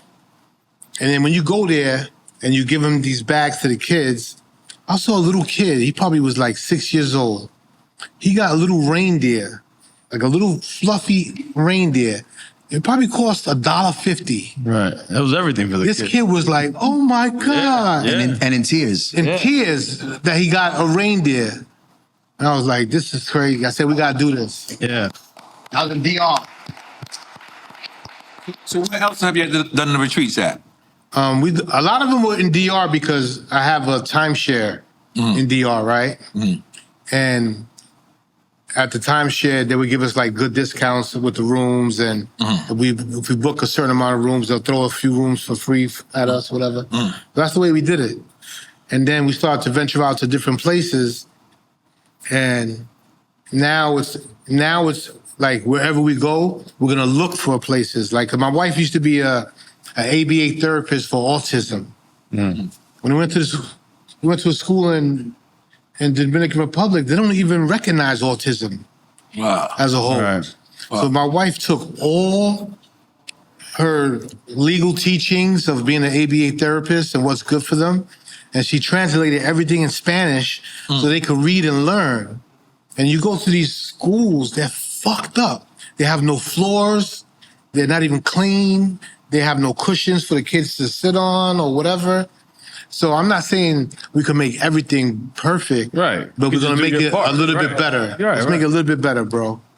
That's real shit. Because you know what? We go to these fancy resorts, we turn up, we have a good time. But I don't know if you guys know, resorts are usually built in fucked up neighborhoods. And it usually push out poor families Yeah. and poor people Displace so they them, could, right. you know, build these monumental establishments so that we could get a spa massage for 90 minutes. Right. Or we could, you know what I'm saying? That's real talk. So that's why we do it, bro. Yeah. It's important. You know, we consider us as a crew, a family. We different. Right. We different. Heavy DJs is different. Right. Now, before the other day, have you ever been called a snake before? Oh wow, A what? snake? Have you ever been called? In my life, never, Never, right? never, ever. So how did you feel? Cause you're snake number one, right? Yes. And then Drewski snake number two? I think. Okay. I'm asking. Yeah. For a friend. All right, Yeah. so Who's your friend? this guy. Juanito from the block. I want to know who your friend is. Yeah. Because he's getting a lot of information. How did you feel hearing that? Lies, Okay. straight up lies. I was like, what? Who? How you figure? And what are we talking about? You know, somebody made up a story and changed the narrative to his liking. I don't know why. Right. You know, somebody said that I took this man's job Right. and I'm snaked him. Right. And Enuff could tell you how I got that job. Ain't gonna like that. Right. I am what Tony A was to 50. That's what I am to Enuff. Right. Right. Right. I'm loyal as fuck, Right. But hands down. wasn't it a rumor of like Red Alert put you on, and then you had to fire Red Alert at some point or something like that? Yeah. Talk your talk, E. Yeah. Let me clear this up because Please. I heard Red on here, Okay. and Red don't get mad because Right. Red is stubborn. I love Red. Okay. We love Red. He'll always be my boss. Right. To the, No, how'd you for Red? Super my Red. boss. Super Red Alert. Super Red. Yes, sir. And I'm glad I'm up here so I could tell my side of the story now. When the higher ups at Hot 97 at the time, they called me into the office and they're like, we want you to do the shift from now on. We think it'd be a good look for you. And I'm like, I can't do that. That's red shift. No, you're not listening to me. I'm like, I'm not doing that. That's red shift. I'm not doing that to him. And then I got the evil face, like, look, if you don't take it, I'm giving it to somebody else. You got to Saturday to tell me if you want it or not. So I'm like, damn, real aggressive. So then I talked to a few other people in the building, and it was already under the impression that they were trying to get rid of him. I went straight to the DJ booth and had a talk with him. You know what a tate quieto is? Yeah, of course. Right? Estate quieto. That's almost like Right. when you hit a kid from, burning. Stay still. Yeah, you realize. Yeah. Stop. So I went to go tell Red, and Red is the most peaceful DJ in the world. Facts. I get it fucked up. I never even heard him yell at anybody. Right. In the 30, 40 plus years I know him. Right. When I told him that I was just offered his job, it's almost he was like, get out of here. That's not true. I'm like, Red, I'm telling you. Like, he didn't want to hear me. And he was like, nah, Chris Lighty's his manager at the time. Yeah. They were working something out for a new contract, whatever it was. All right. So he dismissed me. And I was hurt, but he's still my father. So I took it, whatever, and I left. Now, this is the crazy part. I'm scheduled to go on vacation, and I went to Puerto Rico so my 6-month-old son can meet his grandmother for the first time. So I go. And I'm literally there. My son gets sick. He gets dehydrated. And 1 week turns into 3 weeks. And it's crazy. So I miss the firing of Red Alert. I'm in Puerto Rico. I had no idea what's happening. I knew it was happening, but just didn't know when. Right. So I guess that Monday I was supposed to come back and start the shift, right? Mind you, back then there's no Instagram, none of that stuff There's going no- on. There's no Right, there's no instant knowing. No Right. smartphones. It was right, no smartphone, right. Maybe a StarTech, maybe. Right. But that was the rumor, though, right? That you took his job. Yeah. Okay. So I had a salty taste in my mouth because it was like, I would never take his job. But at the end of the day, it was like, if I don't take it, somebody else will. They're going to get rid of him anyway. So at that point, I was like, oh shit, what do I do? Then I get a phone call from the girl. I come back from vacation. And the job was officially slated for Kid Capri. Wow. Brad's job. Wow. Kid Capri, and then I don't know, whatever the conversations were, didn't work out. Then it was supposed to be DJ Ace or then myself. Because me and Ace were DJs that were doing our thing on Kiss FM before Hot 97 became a thing. Right. We were part of this DJ clique called the Bomb Squad. It was only like 3 of us. It wasn't like no real Bomb Squad. It was Right. anyway, it was a thing. Because we used to play bombs on the radio. And then Flex stole our idea and boom. Yeah. And then he became the biggest bomb dropper. Wait up. Oh, you ain't know that? No, I didn't know that. I don't think any of us knew that. No. So there's a guy named Chris Mercado. And Chris Mercado is the sound imaging person at the station who cuts commercials. He uploads the music into the system. Remember the big computer we talked about? The sound effects, the imaging for the station that goes 98.7 Kiss FM. You know, all that weird stuff. They voice it, they put sound effects. He's that guy. He found that sonic boom drop that you hear to this day that Flex still plays.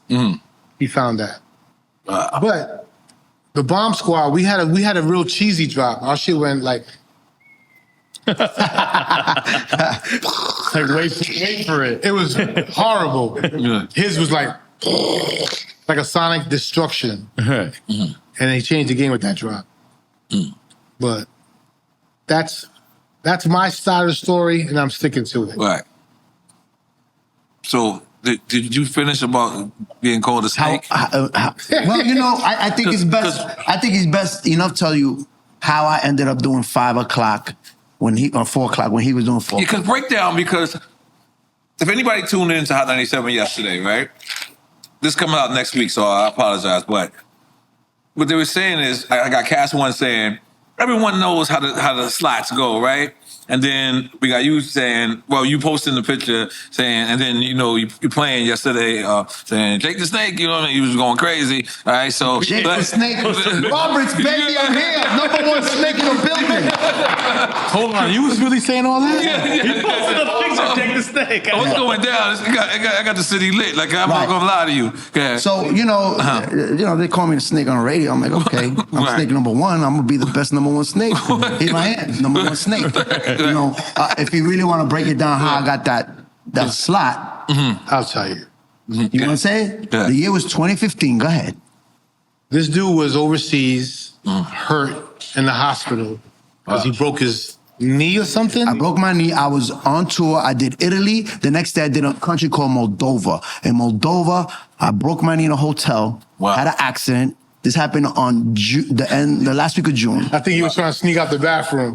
And then I fell in the bathroom. That's what happened. Right. I broke my knee, literally, in Moldova, third world Eastern European country. Wow. This happened. Tim, I've been all over. I don't know what Moldova is, bro. Exactly. I ain't gonna Right lie. next to Ukraine, just so you know. Okay, all right, that's why. I fly back. Okay, go ahead. I fly back. The whole summer I was out of commission, off, in bed, at home, no radio, no gigs. Summer 2015, I'm in bed, knocked out. All right. Enuff is on the radio, doing what he does best. I got a rumor, and I heard in the streets that Power 105 offered Camilo a slot. Okay. And I got tight. I was like, no. We're not having that. Okay. Oh, this is before Camilo was on the radio. You saying? No, he was already on the radio. Okay. But he didn't have that time slot. What is that? Oh. He was fooling This is around. when he was on midnight? I was doing on radio. You did the N.O.R.E. too. N.O.R.E. too. I was doing the N.O.R.E. too. Okay. I was doing the N.O.R.E. too for a while. Envy had left. Envy started that. Okay. Envy started that. Envy left. I took over N.O.R.E. too. Okay. And I was doing N.O.R.E. too, and I was doing Fridays, nights, heavy hit hour. Wait, that was your official first spot? Was N.O.R.E. too?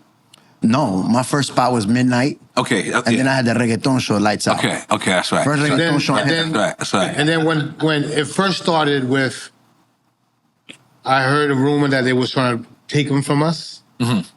And I had 3 or 4 hours on a Friday. Mm-hmm. So I said, nah, man, I'm gonna give you an extra hour on a Friday. You just call it the heavy hit hour, and you're gonna host it, DJ it. It's all yours. To try to at least tame this dude from leaving. Right. Because he's hot.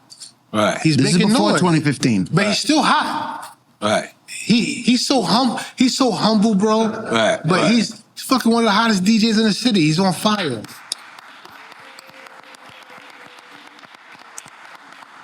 So he gave me that first slot. It used to be his on Fridays.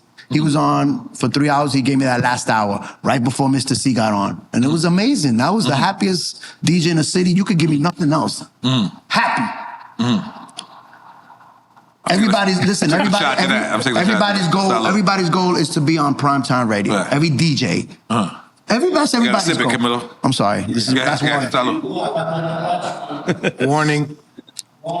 Everybody's goal is to be on primetime radio. If somebody asked me one day, yo, you want to be on 5 o'clock when Enuff's on? I would always say, fuck yeah, one day. One day. So, you know, how it all went down, since this guy's not talking, how it all went down is I'm in bed, out of commission, trying to recover from this knee injury. Enuff's doing radio with Nessa. And I don't know what happened between them. You know, whether he wasn't happy or Nessa wasn't happy. The marriage wasn't great, correct? It wasn't good, bro. I welcomed her with open arms, and I felt like she was just scrutinizing. You know what I realized to this day? And I mean, just recently? A lot of us, including y'all, we all come from the street first. Right. Club, street, we grew up in the street. Right. there's nobody who coached us on how to do this. Right. Ain't nobody say, yo, this is how you run a podcast. Yeah. Nobody came to you say, you do this how you DJ. Right. For none of us. Right. So it's all trial by error. We do what we can. We're trying to be human beings. Figure it out, right? Right. The homegirl came from like the radio geek squad. Like her and her producer, they like this. They're flawless. Yo, they don't make no fucking mistakes, bro. They're great at what they do. They're polished. They probably went to school for, I don't even know. But anyway, they're very good at what they're just like. It's just like a machine. It's Meticulous. almost They're like a machine. It's almost too perfect for me. Right.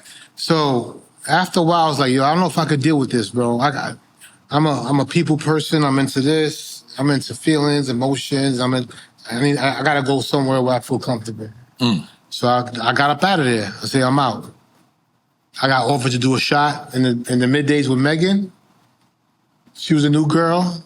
She was working here in Miami for a little while.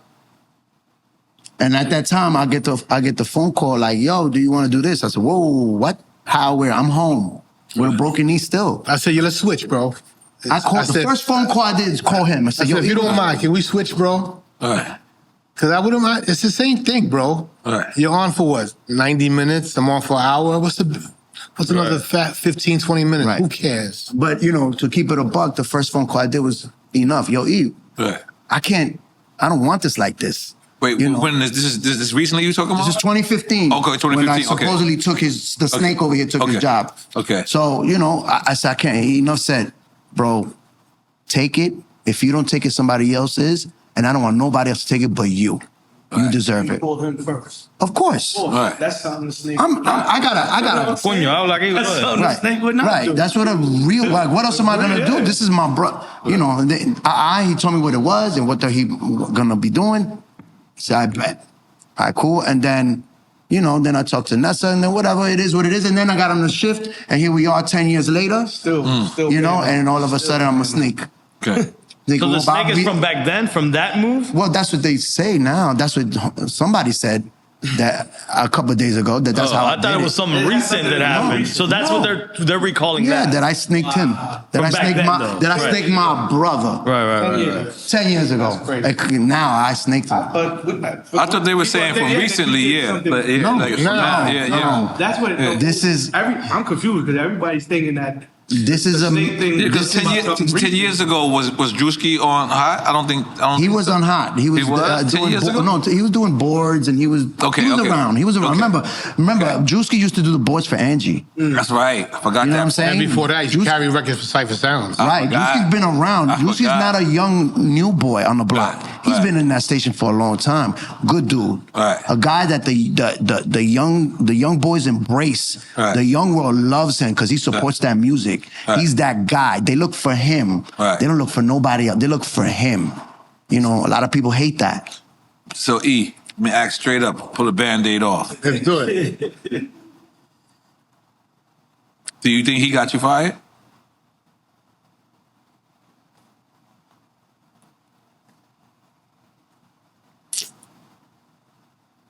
Yeah. Yeah. You saw the pause? Yeah. I was just thinking about it for a second. Okay. I mean, I know he says he loves me. He says TMZ is not going to get whatever. But how do you show love like that? Not like that. It's deeper than rap, man. It's deeper than that. But I don't, ever want to talk to. Yeah, we've been around for a long time. Together, you and Flex, you saying? Just period. All of us doing what we do. And I know everybody goes their way at times. And I know, look, there's been some real talk that me and him had that I might have not liked. Like, yo, E, you got to dye your beard. Yeah, He told you to rewind time? you got to rewind the time. Yo, E, you got to dye your beard. If you don't dye it, these kids are going to think you too old. Oh, shit. We would have been fucked over here. Drink chance. I'm saying. You would have been cooked. You would have been cooked, my bro.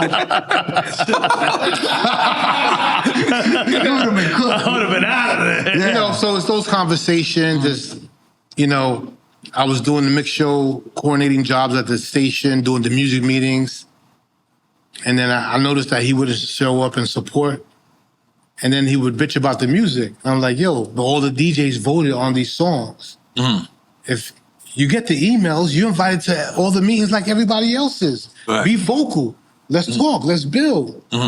But he never wanted to do it. And I don't know if it's because he didn't like me at the helm running the conference room or whatever it was.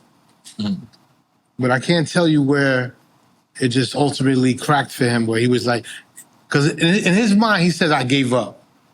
You know, by letting him win, by letting Drewski win, sting number 1, sting number 2, by letting them win.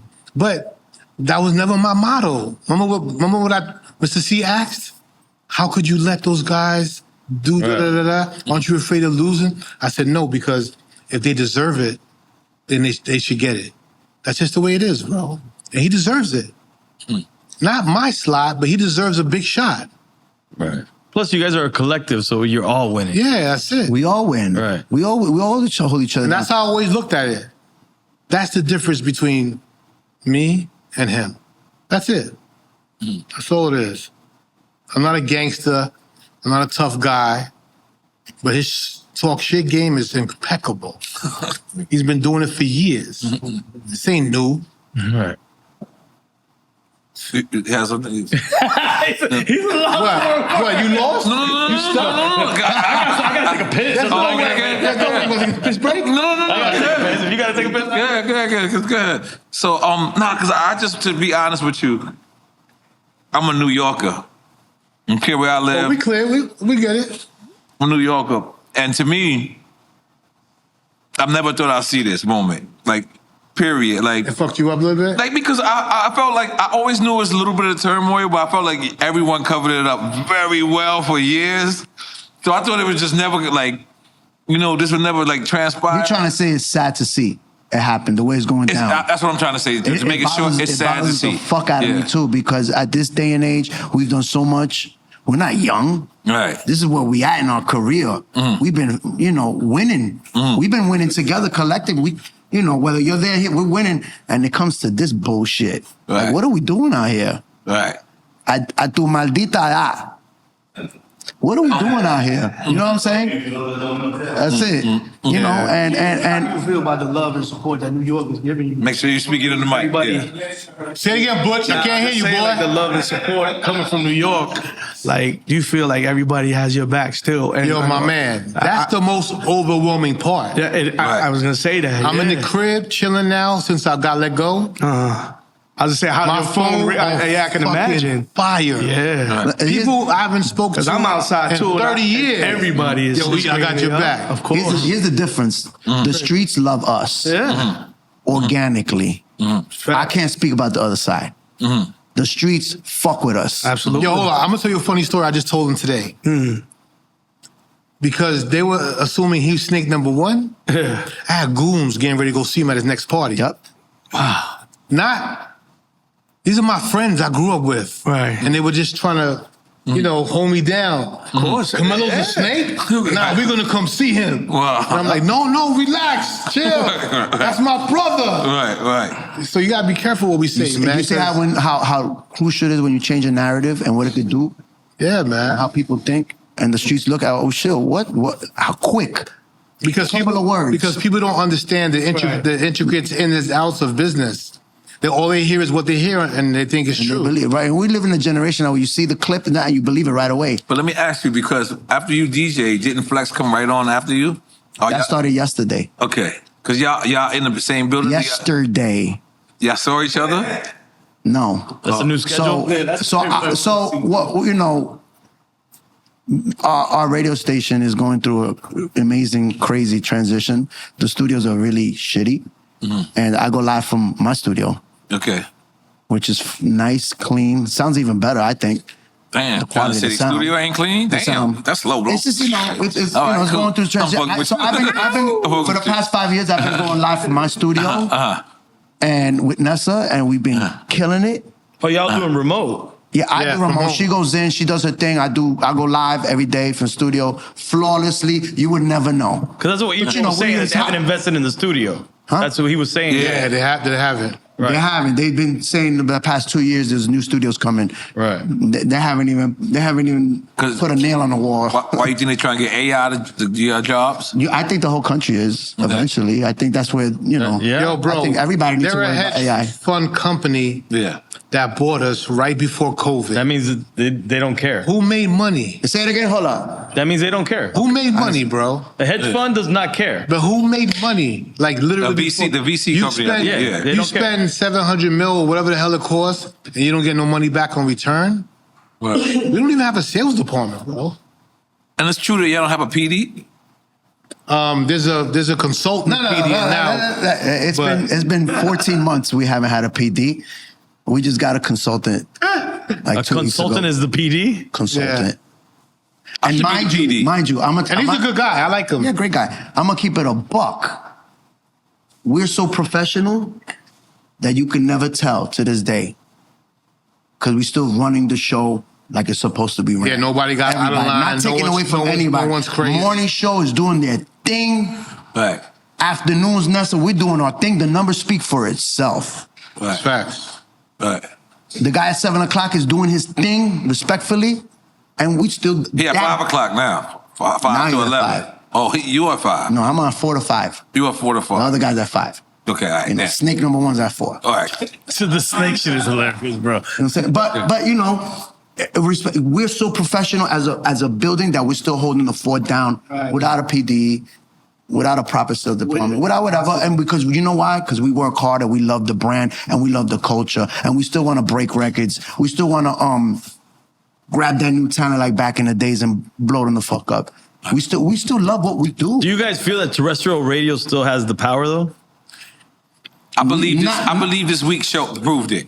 100%. I'm sorry to answer y'all I don't question. know if I believe this week. I'm a little bit Hold on. that idea. Hold on. though. It's not the same, of course, since when Super Dub was coming up. Right, of course right. not. That was the only channel. Yeah. It's still a big thing. People don't understand that. It is. It's a big thing. It's not, but this, especially New York. I'm sorry to cut you off, but this week it proved it. Everyone was tuned in to Hot, and y'all speaking about Hot. Like that's what was kind of dope. Like Right. it actually showed the power of. But that should not be the reason why they're tuned in. I mean, fuck it. Who cares? As long Right. as they I tune in mean, sometimes, they- right? I get what he's saying. They Yeah, love the yeah, hip hop, yeah, all the reality But it's bullshit. still- Like, come on, Right. man. Yeah, no, we no. can't go down that fucking The lane, problem bro. is if it was fake. If it was fake, we could say it was that. real. This is not fake. This is all Well, real shit. The reason why I say that is that why couldn't you guys, with the power that you guys have as a collective, take this into your own hands? Like either A, be able to somehow partner with someone that pulls a license to get your own terrestrial, or go completely Sirius XM channel. I think that's a scary move. Radio, like you said, is not what it was. So doing that move is left, and radio is not what it was. So we have so many other channels. To be continued. Okay. All right, bro. Right. That's what I'm leaving. I just think Right. that in the end, as hip hop, Right. we need to own more. Yeah. We need to, what we built should be owned. But that's been the struggle since day one, right? Or remember that we do have it's jobs too. Like, you know what I'm saying? That's like, been the struggle. Like me personally, like I always tell you, I enjoy working for Love and Hip Hop because it wasn't like I just could show up and I could just do what I gotta do and I could just leave. Right. You know what I mean? Like as opposed to like when you control everything, you have to be there before they come and you have to be there after they bounce. You know what I'm saying? But you don't have to be the manager always. You can hire. You can be owner. No, what I'm saying is sometimes and I have enjoy managers. it. I enjoy it. So like to answer y'all question without answer y'all question for y'all, like sometimes it's cool to work for other people. Like that shit is cool because it's like, yo, let me go do my job and then that's it. You know what I'm saying? That's how I feel. It's just comfortable. Yeah. But the important part here But you know is- what? I'm gonna keep it a buck. And I never said this before. Okay. I should have been left Hot 97. I stayed there way too long. I stayed there past my time. Wow. No clap yet, not yet. Okay. I think the point I'm trying to get at is I got too comfortable because it was something I was good at and I enjoyed doing it, like you said. And I remember like when I first got my first gig, I would have did it for free, bro. That's how much I loved hip hop. I would have did it for free. That's been hip hop's problem from the beginning, though. That's the problem. The problem that hip hop Because has we had. don't treat it as a business. Right. We treat it on some emotional shit on our hearts and our sleeves. And furthermore, it's like you said, we need to own it. And whoever, even if you work for somebody, if those people you work for give a fuck That's the problem. and care about the culture, No VC's gonna give a fuck. right. They're not culturally invested in hip hop or the culture, anything. 100%. Right. And a hedge fund running in is not gonna care. They just care about how we're gonna flip this and keep it fucking moving. Right. It's a flip. But That's all they're doing is a flip. I don't hate them. That's their loss. goal. Either way, it's fucked. That's their goal. Right. But guess what's gonna happen? This brand that you're pushing, Right. But like I always make jokes on my friend Sonny. Sometimes I tell him like you're a company man, right? Like he literally won't miss work. Like you know what I'm saying? Like he'll go work all the time. Good for him, though. Like, yeah. But I make fun of it. I make fun of it, right? And then I heard Ebro he's this supposed to morning. miss work. He's like, literally, he won't miss work. What's wrong with this guy? I mean, you know what I'm saying? Like, you know what I mean? Like, I got you. Hey man, like, oh, dude, Good for you, Sonny. it's a great thing. But Shout out to Sonny. Good job, Sonny. Yeah, I'm always make a joke of it. Now, What did Ebro say? when I heard about Ebro was saying like somewhat that about Flex. It's like, yo, you know, Flex is gonna do exactly what these venture capitalists people want him to do. Sure. Like he's gonna promote the He's a company man. He's gonna do that. So basically, he's a company man. Is that something that y'all think you have to fall in line with and like follow those type of steps, or is it something like you feel like, you know what I mean? You're gonna maintain who you are. Listen, it's a business, and we don't own it, right? And at the end of the day, you got to win, and you got to follow rules. And you know, if it's a right company, yeah, you got to, you know. But you, at the same time, you got to know how to work it, man. You got to be yourself at the same time. N.O.R.E. got to be N.O.R.E. But if you work for somebody, you also got to play by their rules. Yeah. And I get it. And as a DJ on a radio station, hip hop, everybody thinks, oh, Camilo, why don't you play this? Enuff, why don't you play this? You can't. Right. Right. I work for somebody.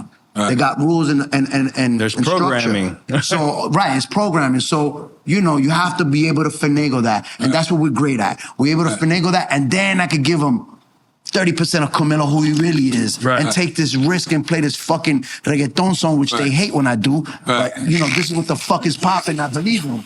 You know what I'm saying? Enuff, same thing. You know how many years did Enuff push the envelope a little bit? Every year. Kanye West. Every Push year. the envelope every year. You know, I mean, we could sit here for days. I don't know who the last guy. Nems. I love Nems. Coney Island, Brooklyn. I love his music. I wish I could play that record. So I have to finagle Nems. Yo, there's countless acts we play over and over again. That there's always something. I remember playing "Hi, My Name Is" by Eminem. And the PD came from all the way in the back, was like, what the fuck are you playing? This ain't rock and roll, this is hip hop. I mean, yo, this kid's on fire. He's gonna be the next one, I promise you. Yo, one time. It's that shit. One time I was filling in for Enuff when this is morning show. I filled in for, I'm sorry. This is morning show. Morning show, Star and Buc. Right. He put me to fill in. I did it a few times. One time I played React by Eric Sermon. Classic record. Brand new, played it. The Ice Queen came. Ice Queen, we used to call her Trixie. She came. Yo, what are you doing? No. If you don't play the go back to program. Like, whoa, you know, this is things that happen in radio. And I understood back then I didn't get it. I was this mixtape kid on the radio, like, you know, trying to play that fire. But this is part of the game. I understand now what it is. Because mornings are supposed to be a broader audience. You're supposed to play the hit. Morning is way more strict. You know, Like Enuff said, none of us were trained for this. Right. You know, we learned by trial and error. Right. And this is what makes us great now, because now we know how to play both sides, you know. Of course Enuff wants to be Enuff 100%. Camilo wants to be 100%, but when you're on that radio, you can't be yourself 100%. You got to play, you got to be high 97, 100%. Cool. That's fine. You just got to know how to do it, man. And it sucks, but it is what it is. But there might be an opportunity now. There's always an It's opportunity. forced. To make an opportunity to be 100% yourself. Maybe, yeah. Was it hard working with Star and Buc? Yeah. Yeah? Legend. Because Star didn't give a fuck. Right. And that was the beauty of it. And still doesn't. Right. And that was the beauty, and that's why he won, because he was himself, Right. 100%. He wasn't playing. So how did you wind up on a Star and Buc show? Because I was doing mornings first with Ed Lover. Okay. And I forgot the girl's name, Maya something, the white girl. And then later on, it was Fat Man Scoop, Miss Jones, Rest and in me, peace. and Kurt Fleur. So they kept me in the morning because I was good. Mm-hmm. And so you had you heard of Star and Buc at that time or no? Star used to work at Virgin Records. Virgin, the record, the record label. Oh, okay. And I used to be an intern for Virgin back in the days. Okay. So I knew him from back then. Okay.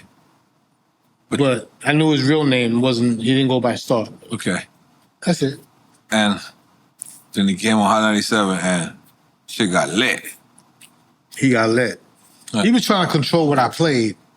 Okay. Him? Really? Yeah. So Not the station. Not the station. Okay, He wow. himself. Okay, And in wow. what ways? What was it? Like, nah, you can't play that. You used to play this, bro. And I'm like, But he was wild, because sometimes he would just ask for like Nirvana.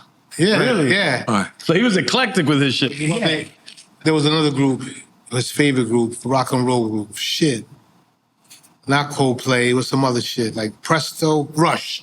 He used to be like, yo, play the Rush shit. Yo, this is straight rock and roll, bro. What's wrong with you? Hot 97. He's like, I'm not gonna lie. and then he'd be like, yo, I don't want to hear that booger jiggle music. And I'd be like, what? And that's how he would talk to us. So I got frustrated one day, took my little book bag, put my stuff away, and I left. I boogied my ass out the station. Right. I said, fuck that, I quit. All right. And then the boss came, where's Enuff? He just quit. All right. And like, what? She ran down the block and she chased me for like a block and a half. That's when I knew I was important for the first time. I was like, because she didn't give a fuck. She would have just left me. Right. But she chased me. Right. And she was like, no, you got to come back. You're one of my best DJs. So I was like, oh, shit. That was the first time I knew I had a little bit of power. Right. A little bit. Right. Oh, good. Yeah. I just texted, she just texted me the other day, and I just told her, thank you for everything. You changed my life. You have no idea how much you changed my life. All right.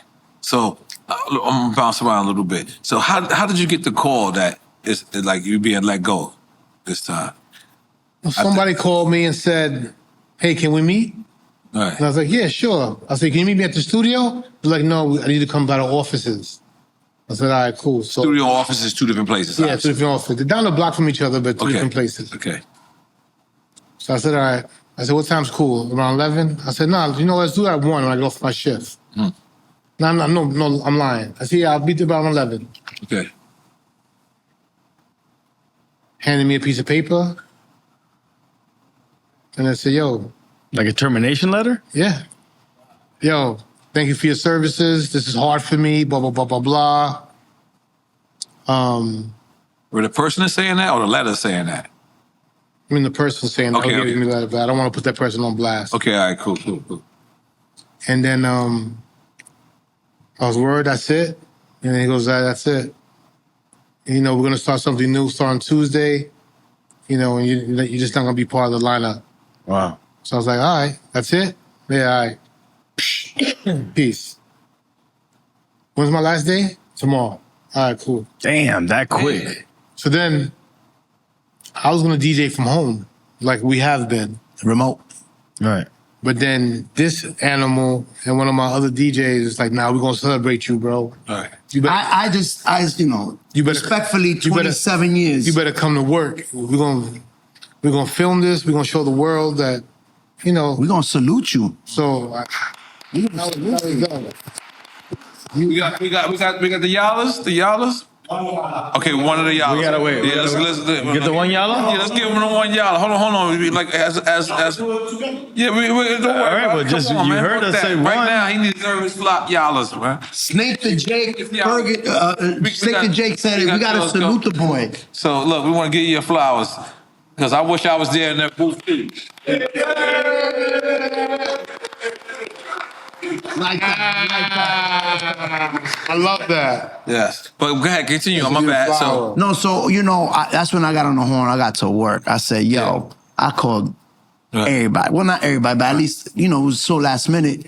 You know, I just started making phone calls, every DJ, everybody, and said, listen, tomorrow night's last show, we all pulling up. To salute him, give him his flowers. He put his sweat into his place, you know, respectfully.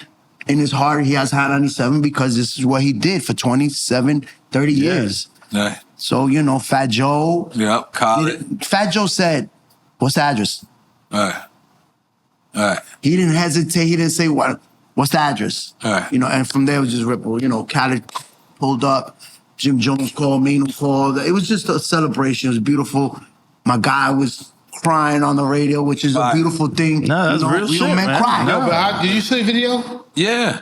Did you see like when I said, yo, because I started in 1998, banned from TV. finished in That's right. 1998. That's I hard. went right into the banned from TV, baby. Banned from TV. I think to that. Yeah, Banned from TV, baby. Yo, What a way to sign off. Yo, that record used to have people in a frenzy. No disrespect, yo. I remember there's a club in New York called, it was called Club Carbon. Now it's called Terminal 5. Yep, but it was Exit and it was black. Go ahead. And I remember in '98 there was a girl from DC named Steph Lover. Yeah. And Steph Lover used to work with me. Yes. And Big up Steph. Yeah, shout out Steph Lover. And I brought her to the club. And I threw on Banned from TV. And it was the ultimate razor blade fight on the dance floor. Yo, when I tell you, she came from DC and she was like, yo, I thought DC was the murder capital, but New York be on some other shit. Yo, necks were getting sliced. Gushes open. Damn. Thank you, Arms N.O.R.E. getting sliced. Banned from TV. Yo, it was that crazy. I wasn't there. And it was that. He wasn't there. I wasn't there. But that's what N.O.R.E. did to the streets, bro. He had the people going crazy. Yeah. But so let's describe that year, 1998. This is the first year you get on the radio, Yes, right? sir. For me, I have two legacies that I pick. What is it called? The 10-year decade. What is it? A decade is 10 years. That I pick, right? It's the one that I'm not in and the one that I'm in. And the one that I'm in starts from 97 to like 2007, that decade. But 1998, to me, is one of the best years of music. So I need to hear you from a DJ perspective. This is so. When did you start? And what year did you start on that radio in 1998? What month? I mean, August. Oh, God damn it! All right, everything is out. So everything. DMX done dropped. Pun done dropped. Everything. N.O.R.E. done dropped. Everything. So, all right, describe us that first day. And then how do you choose your selection? Because everything is hot, and especially New York, we on New York, fire. yeah, I'm New- sorry. Yeah. I'm sorry. But you were not 97. You had 97, yeah. You already been on radio. I already been on radio. Yeah, okay, just a bit. I remember one of my historic moments was playing Quiet Storm, the remix with Lil' Kim. And Ed Lover is in the booth. And you know, that's how it was. It's, all the radio stations like that. DJ booths in one section, the air studios in another. So I'm going, hot damn ho, here she goes again. Liza, you know, and on one side is the dirty, on the other side is the clean. But because my headphones are a certain way, I'm only hearing the clean side. So Ed Lover's like, yo, what the fuck are you doing? And I'm still bringing it back. I'm like, yeah, I'm nice, right? Hot damn, yo, I'm a brand new DJ on this radio station, and I'm going, hot damn ho, here she goes again. You know, bitch, whatever that shit. And I keep rewinding it back and forth, back and forth. It was a crazy year for me, bro. All right. Pun died. All right. Rest in peace. It's crazy because, you know, I learned this from Mr. C, right? There's a thing we do, those tribute, you know, mixes when somebody passes away. But the crazy part is that what you guys don't understand, like, these are our guys. We went to war with them in the clubs. We went on the road with them. We did a lot of things for them. Right. My uncle died, I didn't cry. Right. When Pun died, Right. Yo, I was DJing in the booth, and you thought I cried on that video when I was my last day? No, I broke down on my knees. Like, this is crazy. Because to me, he's one of the greatest rappers to ever do it. Yeah. I like how he said greatest rapper to ever do it, not greatest Puerto Rican rapper to ever. My man. I like come that. on, I'm gonna drink for that. Who's this guy talking to? I love it. Morning. And, that was a big deal. 98 was everything. Yeah. Nah. That was one of the best years of my life, yo. Being able to come out with Upon, DMX. Yeah, all that. Cameron, Corrupt, Capadonna. That was a crazy Cannabis. year for hip-hop. Capadonna. Yeah, Cannabis. Like, that shit was like the best year of my life, That's yo. what it was. It was a great year for hip hop, man. Yeah. It was, and Silk the Shaka. Let me pick up Silk the Shaka. Yeah. Yeah, well. What was you saying, Miller? no, and Hot 97 at that time, like, The Hot 97 was that it, was bro. the staple. That was the Yeah. go-to, and hands down. I mean, it led hip hop. right. Like you could go in front of Hot 97 and see anybody. Like anybody would be in front of Hot 97 because they knew that was like the Mecca. Like, and anywhere they moved to, the people caught on. It didn't matter. Like that shit. That shit. I wasn't on radio back then. I was just looking at like a fan always, like, All right. Yeah, it was Hot 97 and the Source magazine. Those were the two things that led hip hop Wow. at one point. You know what I'm saying? Like that was what led. Yeah. And what year you got on Hot 97? I got on 01. 01? 01. I started with that little show. I say they created What was a new it? show. Duet 2? No. Okay. This was called Lifetime Show. Midnight Saturdays. After the midnight run, they created a show which was rest in peace, K Slay, Envy, Green Lantern. Oh, take it to the streets. Take It to the Streets, myself and Threat. I believe that was the 5. That's right. And we would rotate every Saturday. So I was really on once a month. Okay. The best time ever because I got 4 hours to do whatever the fuck I wanted, literally. Right. Great time. On vinyl. What I wanted. Right. I was Camilo Right. at Hot. I wasn't Hot 97 with Camilo. No, I was Camilo at Hot back then. Right. Mind you, there was no competition back then. Right. That's a big difference. It's a big difference. I get it. But back then, that was my boot camp. Right. And it was the best time ever. 01, like for me, I would bring my boys up. They would pick up the phones. It was a fucking amazing time, man. Yeah, wild times up there, bro. Wild times, facts. Yeah, I just want to ask this to you, Camilo. Right now, New York City.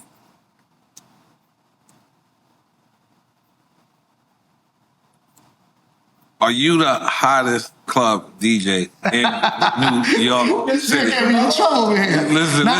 Man. I'm gonna keep it a buck. I've been doing this mad long, and am I the hottest? I consider myself the hottest. Absolutely, 1,000%. Man, show me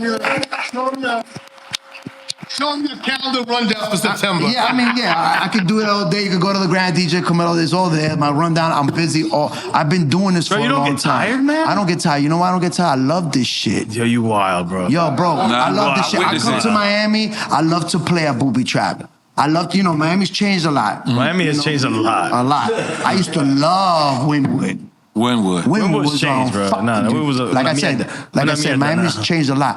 Wynwood for a time was on fire, Right. but I could take it back, man. When we used to do Live and Opium Garden and Mansion and Bamboo,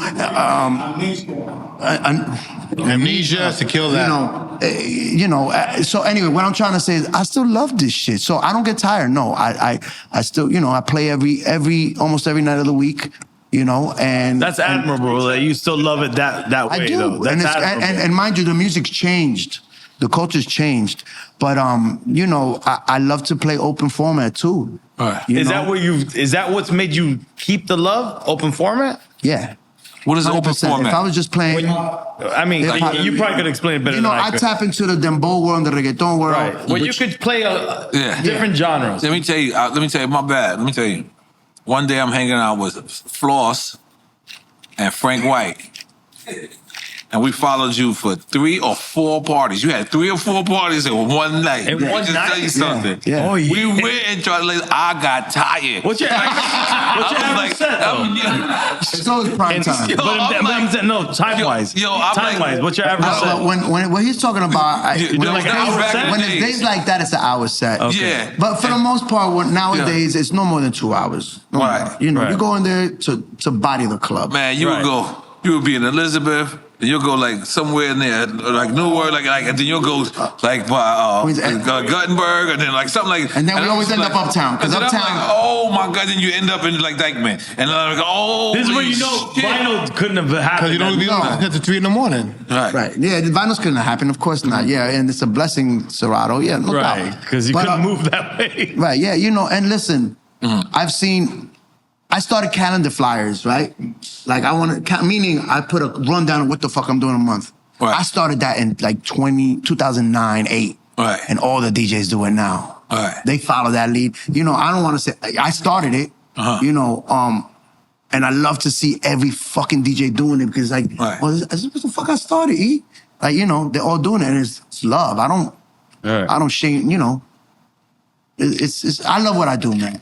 Right. I don't get tired and No, it's clear. you know, and listen, I love radio too. I still love, on top of that, I'm on the radio every day, prime time. That's a blessing. Right. You know, in this time that we live in radio, like to me, I go in there, energized every day, want to work.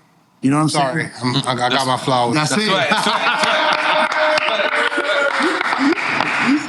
Sorry, Camilo. Nah, this is it's your fly. We here to salute you. That's right. I'm the Tony Yayo to, Yeah. you know what I'm saying? Oh, the good wicked Jim.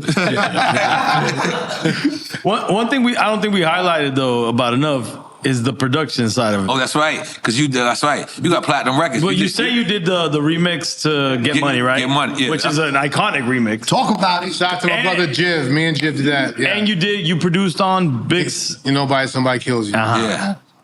And you try to chop up to Get Money, and Big told you not to chop it up. You know what? Leave it. You know what? When you travel on the road with an artist, especially like Big knew I was a DJ, not just for him on the road, but on the radio and the mixtapes and stuff. So whenever we got to meet, he was like a crackhead. He'd be like, yo, what you got? What's new? Right. What they got? And then like a student, he wants to listen and break down what they saying. Right. Like that was his way of knowing if he was still good or if he was hot enough. Staying relevant. Yeah, that was his, like, what you got? I remember I brought him to my crib in Brooklyn to do a mixtape freestyle for me. There was a kid named Freshco, the flower. Freshco was signed to Tommy Boy Records in 1990. Freshco, F-R-E-S-H-C-O. I never heard this artist. And to put it in perspective, I know why you didn't hear him because it was old. In 1991, he won the New Music Seminar contest for the best rapper. That year, DJ Miz was the best DJ. And together they made him a group. So I knew him because he used to live in Sunset Park, Brooklyn for a little while. And that wasn't too far from Flatbush where I lived. And when I told Biggie Freshco coming to the crib, he's like, word? All right. Like almost like intimidated. All right. And then when I did drops for Freshco on the production, he was like, yo, can I get some drops too? Big?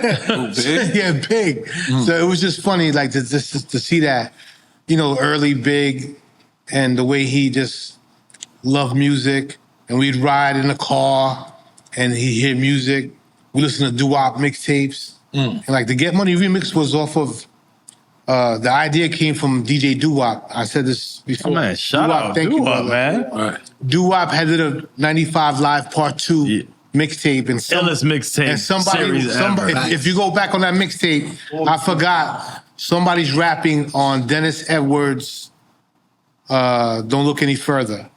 And then Big was like, yo, can you loop that up for me? Woo! And then, you know, back in those days as a producers, you didn't want to just loop or jack something. Right. You wanted to chop it up. You wanted to chop it up and make it special.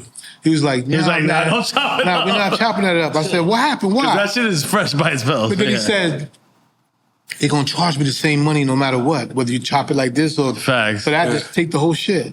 All right. So I was like, Big like a perfectionist guy, like showing up to Dale, chico. like showing up to sound checks and shit like that. Like every time you had to do sound check, would he go with you or take it serious like that? Or I mean, I would do that. yeah, Yeah, he was already big. You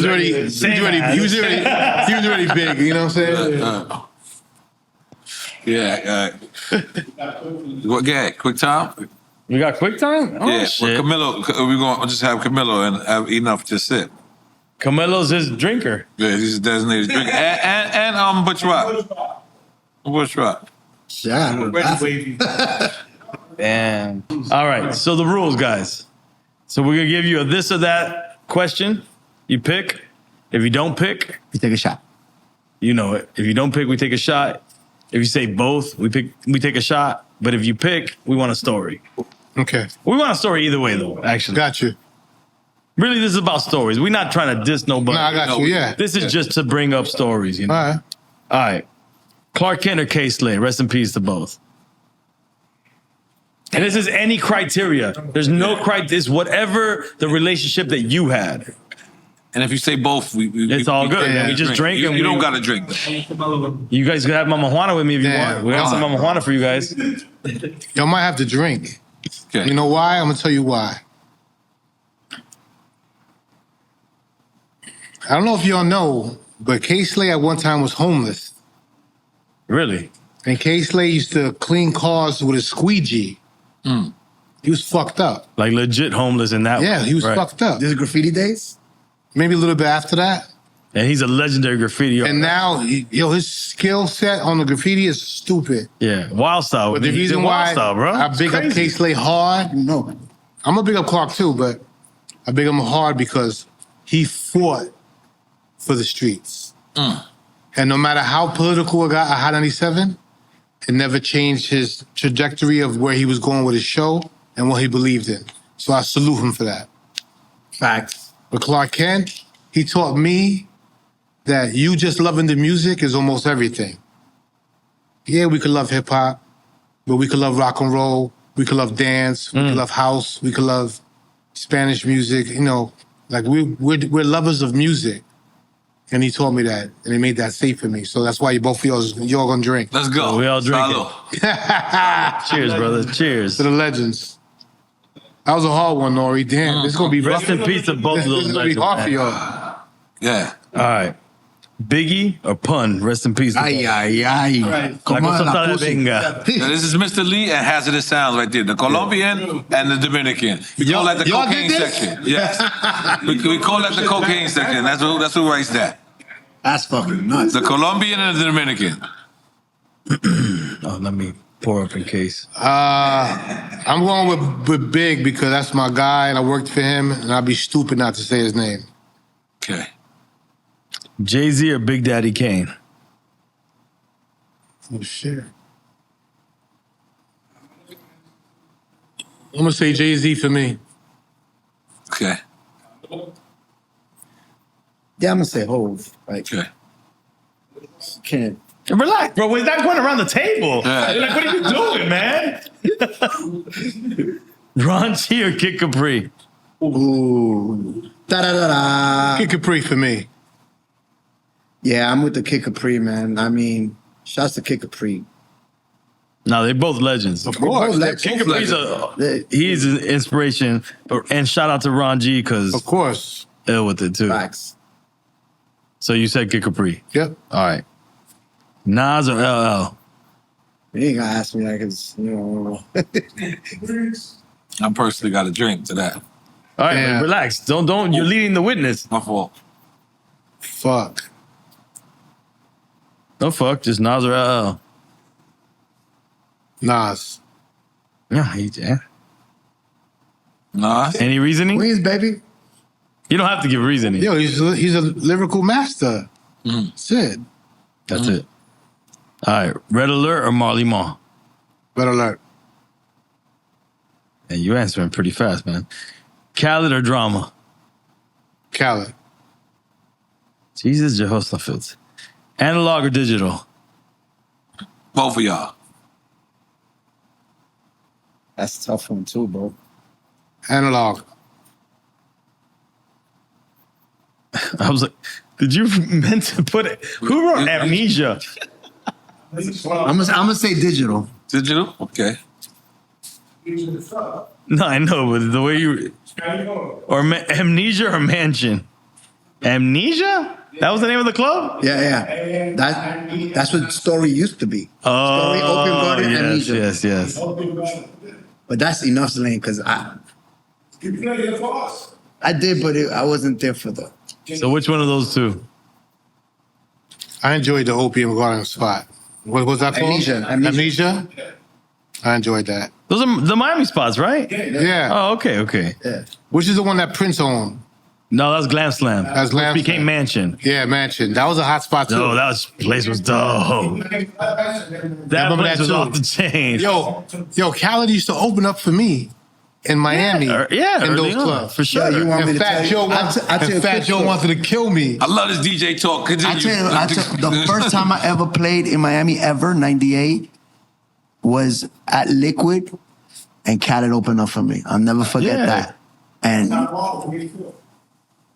first time ever, 98. I'll And never we got forget. shout out Epps, who was the king of the Yo, clubs in Miami yeah, at that so time. I'm Black Pussycat I Sunday. DJ with Epps. Back row DJ Epps, I see you, Yeah, man. gotta shout out Epps, man. Sac That's Passe. crazy to me. And then I saw Khaled last week. I look at him like, damn, this is how Yeah, it is. nah. Like, it's beautiful. The to way, me. it all moves, yeah. Yo, what was the pirate radio station that was here? Well, we had a couple. Because Name- Uncle name- Al had one. I was on 94.7. Oh, you think about Mix 96, which is where Khaled came from. I don't know. What's on another one?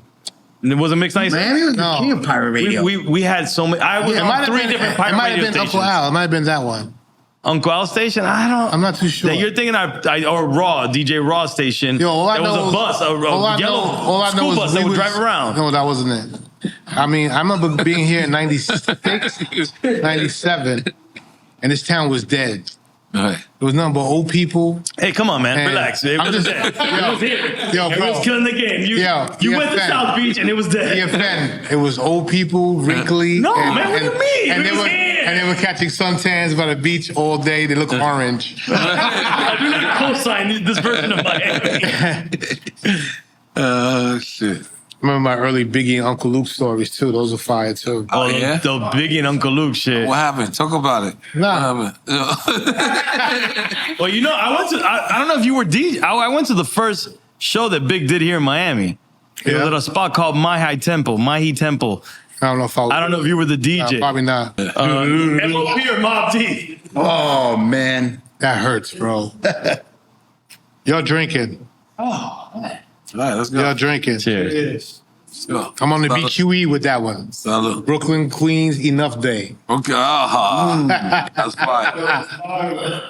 I like that. Yeah, that's what connects us, bro. Brooklyn and Queens, the BQE. That's fact. Either that or the Jackie Robinson. BQE. Thanks. KRS One or Rakim? Dale. Rock him. Okay. The Rockin'. KRS one is nasty too, but rock him for me. Okay. Shout out to both of them. Still Yeah, doing yeah, it it is. at a high level. 100%. 100%. So dope, man. He said Teddy- he went to school with you in Kingsborough. Who? Oh, word? Yeah. Who did? The guy who owns Rewind Time. Oh, I was like, That's that. I thought you And I said did a Karis video one for day. you. You didn't even post it.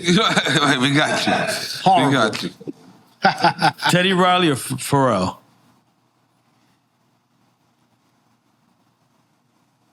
Teddy. That's just for me. Teddy.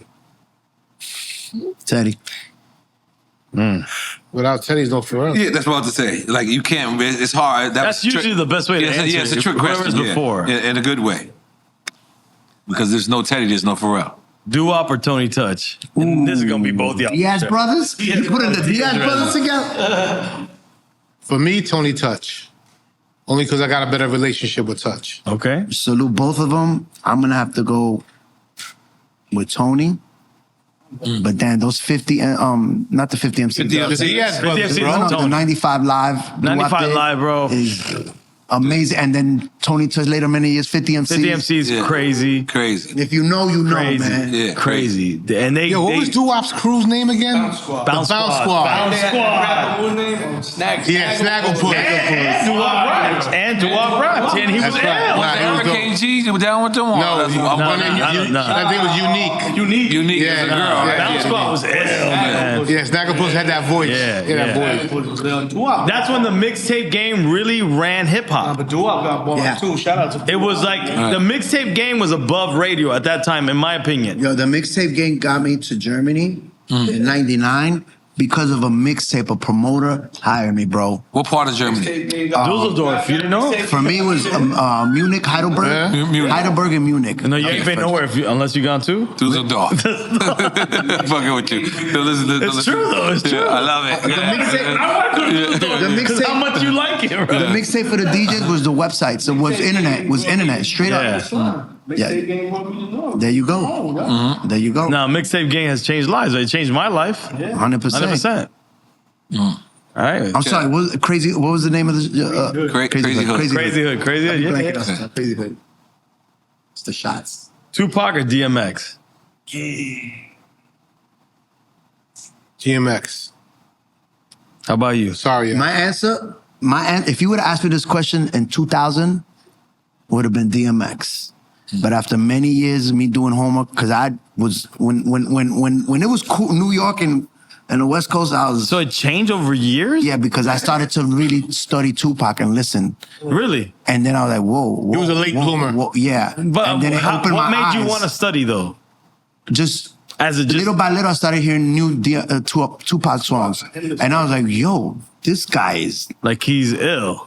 ill. Yes, It sounds crazy, but because he did, yeah. You were like you put in more work after he passed. like his records when he passed. Yo, to this day, Tupac has what's called a cult following. That's it. He has But a also, cult Pac, following. what Pac did that was smart is he Kept recording made after so he many passed records, away. such a catalog that it lasted beyond time. Like it's Yeah. crazy. And that's what happened with us for DJs. You started to do homework, and I was like, damn, Tupac is ill. And back then, I was just not, I'm not seeing that. I was stubborn and young. I'm like, Queens, you know, CNN. CNN Channel 10. Yeah. New York, Yo. New York. You know what I'm A saying? lot of people don't know what Channel 10 is, right? That's right. It was the It was a channel. It was a channel. CNN and Queen. Crazy. Go ahead. E. Cool G Rap or Slick Rick? Oh, sugar and spice. Oh, they all tell stories. Yup. Story kings right there. Slick Rick for me. I'm gonna go Cool G Rap for me. I did. We're gonna have to drink. We're gonna have to drink for that bullshit. What is that? You gotta drink. You gotta drink. You're taking a blunt from Mr. Lee. You know what that means, right? Is it laced? It's laced with Mr. Lee. I'm doing it because I drink champs. That's right. Salud. I'll take a shot. I promised the wife I wouldn't smoke. That's right. Now, don't smoke, please. Don't smoke. I All ain't a right. smoker, by the way. Kanye or Dr. Dre? Shit. I'm gonna go Kanye with that. That's- Dr. Dre. You think this is generational because you a little younger? What's going on here? Listen, I don't like the disparity Listen, here. the way these questions are put, they're all hard. They're all tough, man. Yeah. But I want to say it's just so many songs with Kanye, man. It's like And so many songs with Dr. Dre, bro. true, but more current. Like it's so much. You don't even need to explain that. No, but from my angle, from my point, What the from fuck my are you, his point, lawyer, bro? The fuck out of here, dude. from my point. Yo, it's just the personal shit. I listen to the You know, Dre got them over and over. timeless. Dre shit's fire. That you could play anywhere. I mean, Dr. Dre got the timeless. that's what I said. Dre. That's what I said. Dre. And Dre. Kanye too, though. Right, but you know, it's Yo, matter of fact, you take a shot. take a shot, bro. This guy got to go over this. I'm a fan of both of them, to be honest with you. Production-wise. All right. Illmatic or Ready to Die? Fuck. I want to see how this goes. This is gonna be fantastic. And don't lawyer. No. You're a lawyer. He's gonna go Illmatic. I'm gonna go Ready to Die. And this is the way we rock and roll? Is this Y'all all drink. Let's drink it. Let's go. I'm gonna even take a shot. Yeah, is that let's the heavy go. hitter stance right there? Salute. Nah, that's real. Warning. Warning. Always. You don't know what Illmatic did to anybody from Queens? Bible. Illmatic, yeah, it's the Bible, Yeah, hell man. yeah. What do you Hell mean? yeah. To hip hop, man. It's, I know, but you're talking bananas. of Queens. Like, No. it's just Trust me, I know. Queens. I live this. It's my life. It is my life. the life you chose, bro. My life is Queens. You may have Illmatic in your Walkman. That Yeah. time you was. I'm from Queens, bro. And your Walkman. You had Your that shit in Walkman. Walkman. You wasn't even Right. shit. I'll be honest with you. Right. Don't say that about the guy that didn't have it in his Walkman. No, but I love. Forrest I love. didn't have it in his Walkman. Forrest had it in the Spanish version. He had it. Here, Nasty Ness. Lopez. All right, let's go. NWA Public Enemy. Damn. The tough ones, man. Damn. This is an enough question right here, man.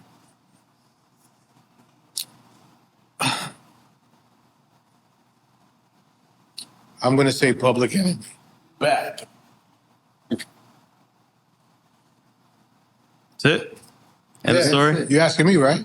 Yes, I was at. Next. Sometimes I pivot. I don't know what's going on here. No problem. All right, Tootsies or booby trap? Now I'm asking you. Don't do no. I'm asking you only. I don't know Tootsie, so I'm gonna say Booby Trap. Now I'm asking you. I dragged him to Booby Trap. So you. I'm Booby Trap all day. You crazy? Okay. Trap, baby. Oh shit, Hollywood Kale from Booby Trap. Shout to Coach. Oh, He's calling me right now. They're calling you from booby traps right now. Yo, let me call you right back. I'll call you right back, King. Sorry. All right. Should have said Booby Trap or Club 11. From the Bronx? No, Club 11. Club 11 right You here. got one here? Yeah, they got one here. Yeah. Club Did 11. they have a Club 11 in the Yeah. Bronx too? Yeah, it did. No, but this is the mega Club 11. All right, see? Yeah, why'd y'all add the See how same much? thing? See how much I haven't been at Miami's party? To me, Club 11 is a nightclub.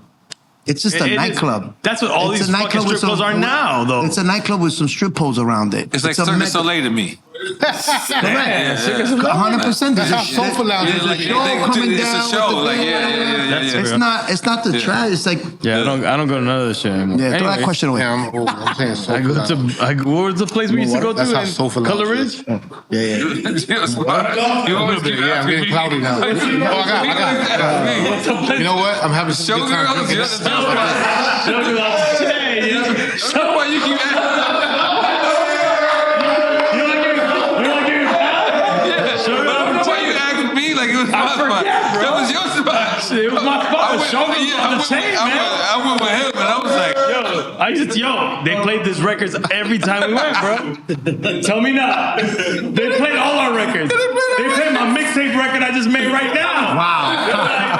And the girl was dancing her ass off. It was amazing, bro. that Wow. was the only good thing about it. I'm like, oh shit. It's funny as hell. Okay, go to the next All one. right, we're dying slowly. Okay, Joe and Jada or $1 million worth of game? Ooh, oh. Say it again. Joe and Jada or $1 million worth of game? Oh man, that's tough. You know what the problem is with that question? I'm gonna say Joe and Jada. I love the way Joe just overdoes it. I love it. You like the I love overdoes it. Good. I love it. Good. I know he's getting flack. They fucking with him. Yo, no one No, believes he's him. embracing that flag. But It was just- I think love it's it. the smartest thing he's ever done. And I love how Jada goes, "Who are they?" And then he's like, "They." Like, you know, like he just asked them that Redman was the most underground artist. And I love how Jada responds. I love that shit. That's dope. Joe and Jada got us on Smash. Okay. I'll go Joe and Jada. Okay. Do you make some noise for Joe and Jada too? Of course. Yeah. But make some noise for $1 million worth of game. Yeah, everything. Yeah, I'm true. Hopper, what up? Yeah. All right. Clips or EPMD? This is very generational. Not really. Who? Kind of, but sort. The Clips Eclipse. or EPMD? It's two different worlds, man. It is. It is. But not really. It's kind of...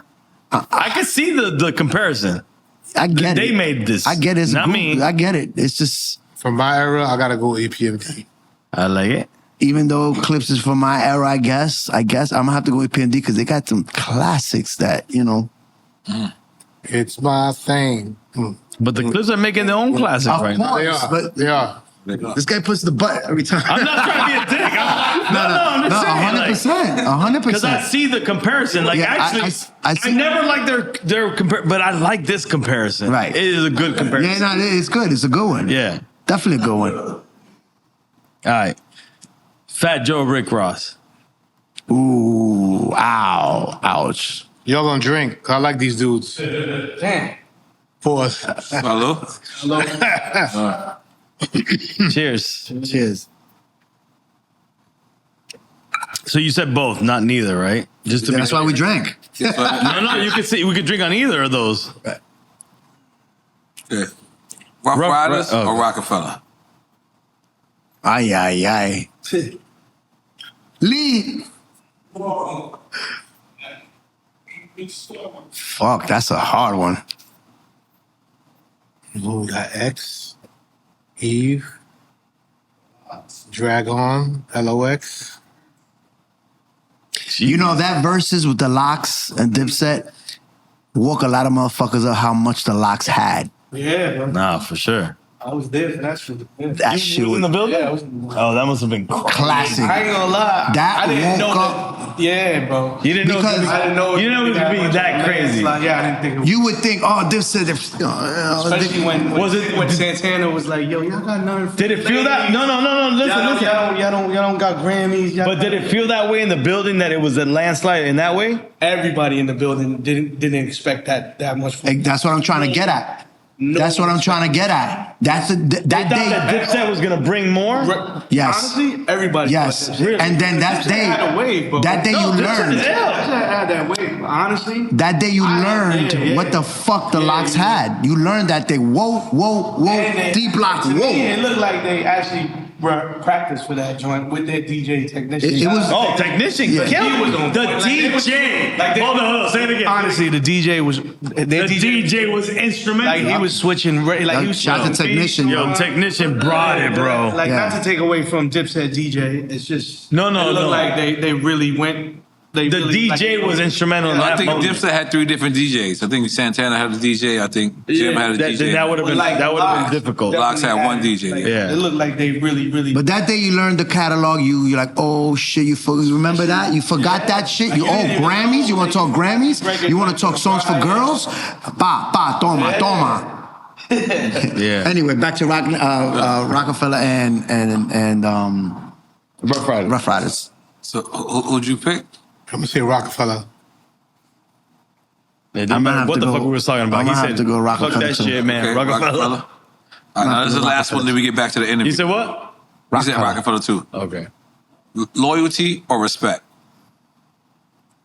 I've heard this before.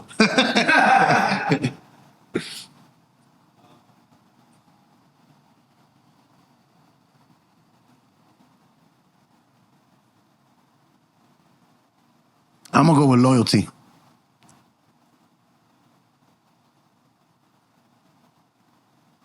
I'm gonna go respect. Why? Because you could claim you're loyal, but if you don't got no respect for me, And why not both? I want both, but I'm not drinking on the show. No. This is the only time I say we should drink. So why would you say both? I think both is always should be the natural answer, but some people have a strong opinion on one or the other. All right. Like, I'll give you a perfect example, and I'm gonna keep it a buck on the show. I don't give a fuck. All right. There's a couple of DJs in my crew who switched sides, right? Who left for whatever reason, because maybe I helped them, maybe I didn't help them. Right. So in my mind, I would think, yo, I want them to be loyal. And if they're leaving, they're not respecting me. So So you think that's a example of both being wrong? I mean, definitely, man, because at the end of the day, it's If like, they didn't respect them, they wouldn't if they make didn't it. respect me, they wouldn't move stupid. And that was not loyal. Right. Wow. That was deep. Warning. And that's why I could see the misconstrues opinions about when Red Alert lost his job and I took it, or when Camilo took my job supposedly, because it's perception. It's people's perceptions as opposed to the truth. Yeah, right. Perception is never reality. No. Like perception is like now, like they're saying, like that they like kind of like when he I guess that's what he was trying to say by saying Snake 1 and Snake 2. Right. Was like yo, bro, it wasn't me. Like Right. Mellow. That's his perception of what Right. Snake 1, Snake 2, and Snake 3 You think that is. was his honest perception of that, though? No, just him I making think it's up some him shit? changing the narrative straight up, making it his story. Because that wasn't the fucking facts. That's it. Right. That was, and then he changed it to his narrative. But prior to that, you guys were cool. I mean, I don't know if you're still cool now. Prior to that, I'm cool with everybody, man. So, I'm cool with everybody. Like if you guys see each other, it's all love. It's different now. It's It is what it is. I ain't got time for this. I'm grown. I got 2 kids and a dog, and companies to run and You're out of time. gigs to get None to, of that like, shit. right? Facts. Abso-fucking-lutely. But I know I asked this earlier in a different way. But were you shocked, like because of your relationship prior to that he would say something like that about you publicly? I wasn't shocked because at that point, And y'all still on a station. It's like you still there. Like Right. at some point. And was it obvious that it was you? I don't know. I mean, did I mean, miss something? yeah. There's hands down, you know. Was it? Are we just ignorant that we don't know what Snake 1 and Snake 2 because means? he said the people in your room and the people in his room, other than people that was working there, were Camilo and Juicy. So it was obvious that it was you. There You was knew nobody that. else. You knew If you that. do the math, it's only me or somebody. Okay. That's it. Right. So yeah, and I wasn't shocked because looking at the history, the way this guy moves, he has beef with the whole world. Like, so I wasn't surprised. Oh, it's our turn. Right. What the fuck? I don't know. You know what I'm saying? So I wasn't shocked. All right, can we leave this whole world? Wait, 1 second. So I want to leave this fucking bullshit. No. I just listen. It's as me being a New Yorker. At some point, does either one of y'all think that y'all could just pick up the phone and like talk, or you think it's beyond that point? Like I said before, I'm not an asshole. I know I'm a better guy. Maybe we'll talk, but not right now. Let the dust settle. It's still dusty out here. Relax. Right. Let it Chill. settle. Okay. Now I'm gonna switch it up, but the million dollar question: if Power 105 call you right now and say, "Enough, I got the afternoons open for you, buddy." Dale que tú puedes. Yeah. I don't know, man. You don't know? As long as my man is happy, I really don't know. It's all about that. At this point, I've learned my lesson, and I don't know if I could give so much time to another. It's just another station. So I think I'd rather give more time to the heavy hitters. I'd rather give more time to your Foundation, properties, man. and then the things that are going to benefit me directly. Absolutely. I would love to see Angie Martinez again, but I don't know if that's the best thing for me. And we might be way past that time already. the thing is, the DJ too, you also got to be happy with the fuck you're doing. You know, you got to be happy playing the music you love. Listen, you ask me, yo, you don't get tired of this? You go nightclub shit? No, I don't. I love this shit. Let's go. What if somebody finds out, well, we in town in Miami and they call me, yeah, let's go.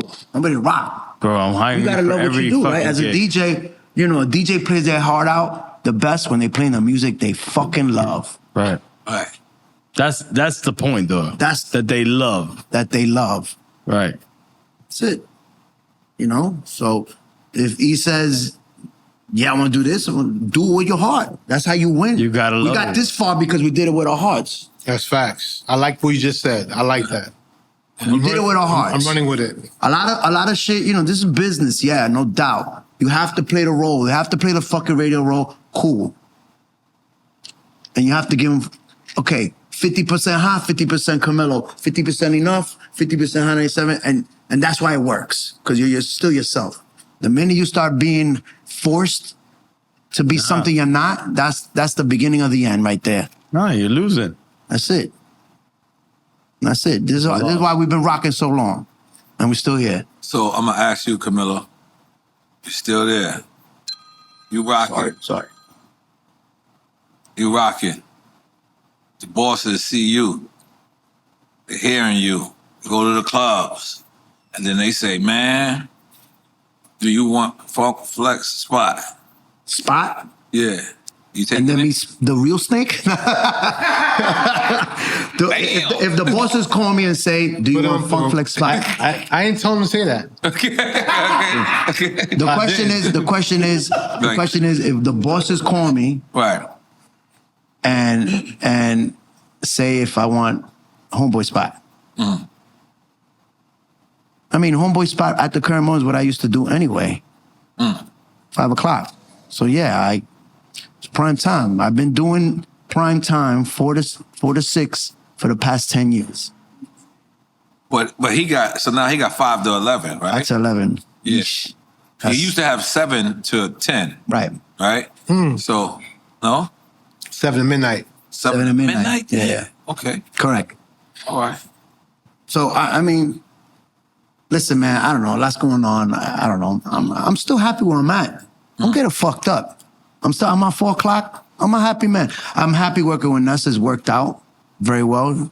I salute her. She's professional. Facts. And she worked like So I got telling people 4 to 5 every day, Hot 97? 4 to 5 every day, commercial free. Not one commercial on one for an hour straight. 100, 2 to 3, 97, 97. That's it. There you already know. You know the number. on, you know what I'm saying? And I salute the girl because she works hard, and we're a good combo, and I'm happy. I've been happy. And I was never disgruntled. To this day, I'm not disgruntled.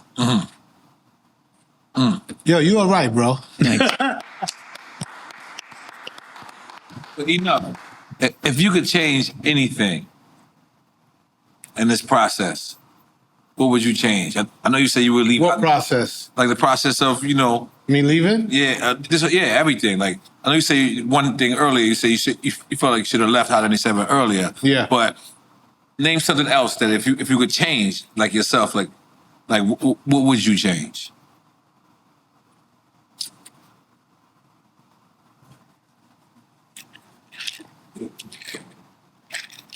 Sometimes, and this is real talk and it hurts, but sometimes you give so much that you spread yourself thin by giving so much. And sometimes when you give so much, you take away from yourself. So sometimes maybe I gave away too much. You know what I mean? To Hot 97? No. To anybody, my friends, my family, my boys, my heavy hitters, whoever. Sometimes you give so much because you love and you want to see people win, but then sometimes because you do that, you're giving away some of yourself. Take it away from yourself. Yeah, from yourself. And I think that's what Flex doesn't like about me. That's where maybe he feels like I've given up because I'm giving to them so much, because I'm giving to this guy so much, so easily, like it's nothing. Where like they want to fight for their position. And what's that mentality? The king of the hill, and you try to come up the hill, they get kicked down every time. They want that. So that's the only thing. Maybe just maybe a little bit. Maybe I overgave. Nah, bro, you can't say that, man. If you overgave, that's a positive. Think it's a positive thing? That's a net positive. Yeah. That's a net positive.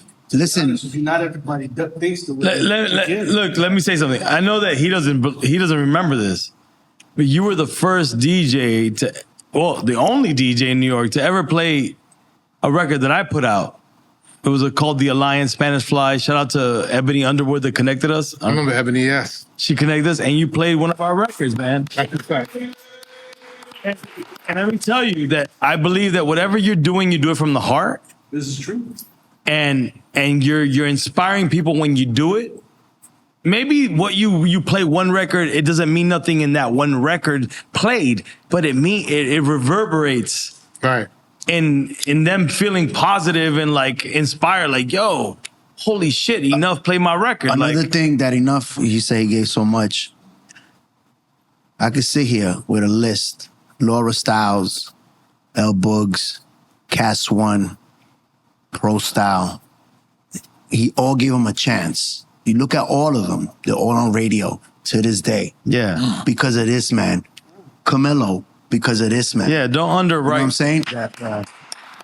The other day, Khaled said some beautiful shit. He said Enuff was the first one to play, what was the record? Taking Over. Taking Over on Hot. He was the first And one. let's highlight Khaled, Big Dog Pitbull. Right. Let's highlight that just to make Remember sure that that's understood. Right. And he was the first one to touch it and keep touching it and playing it. And then the beautiful thing that Khaled said is unity is so important. He goes, all I want after all of this is us to be in my backyard barbecuing.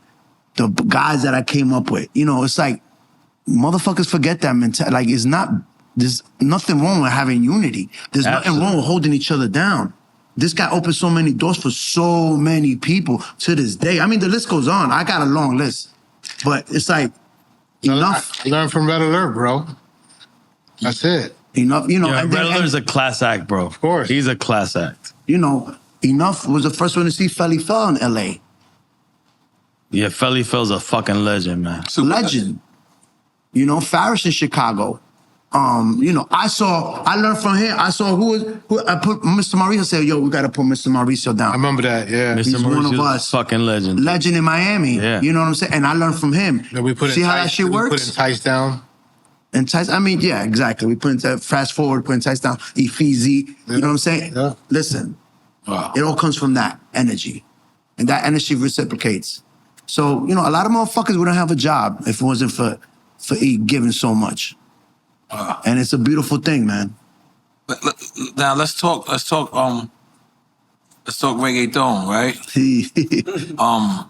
It's all your fault. Yeah. Yeah. Yeah. I would like to think so. But I remember it felt like it was like us against the world, right? Like I would go to Puerto Rico, I would hear these records, I would come back home, people would like laugh at me. I'd be like, yo, play that. The Spanish reggae shit, because I didn't know what it was called. I don't know if it has a name. That's what it really was Yeah, for I really us. was like, yo, the Spanish reggae shit. I would be in Rumbas, had Ted Smooth play that shit. When I go, and I remember me actually trying a record. Like I was like, yo, I was telling other DJs, and they just wouldn't play the shit. Nope.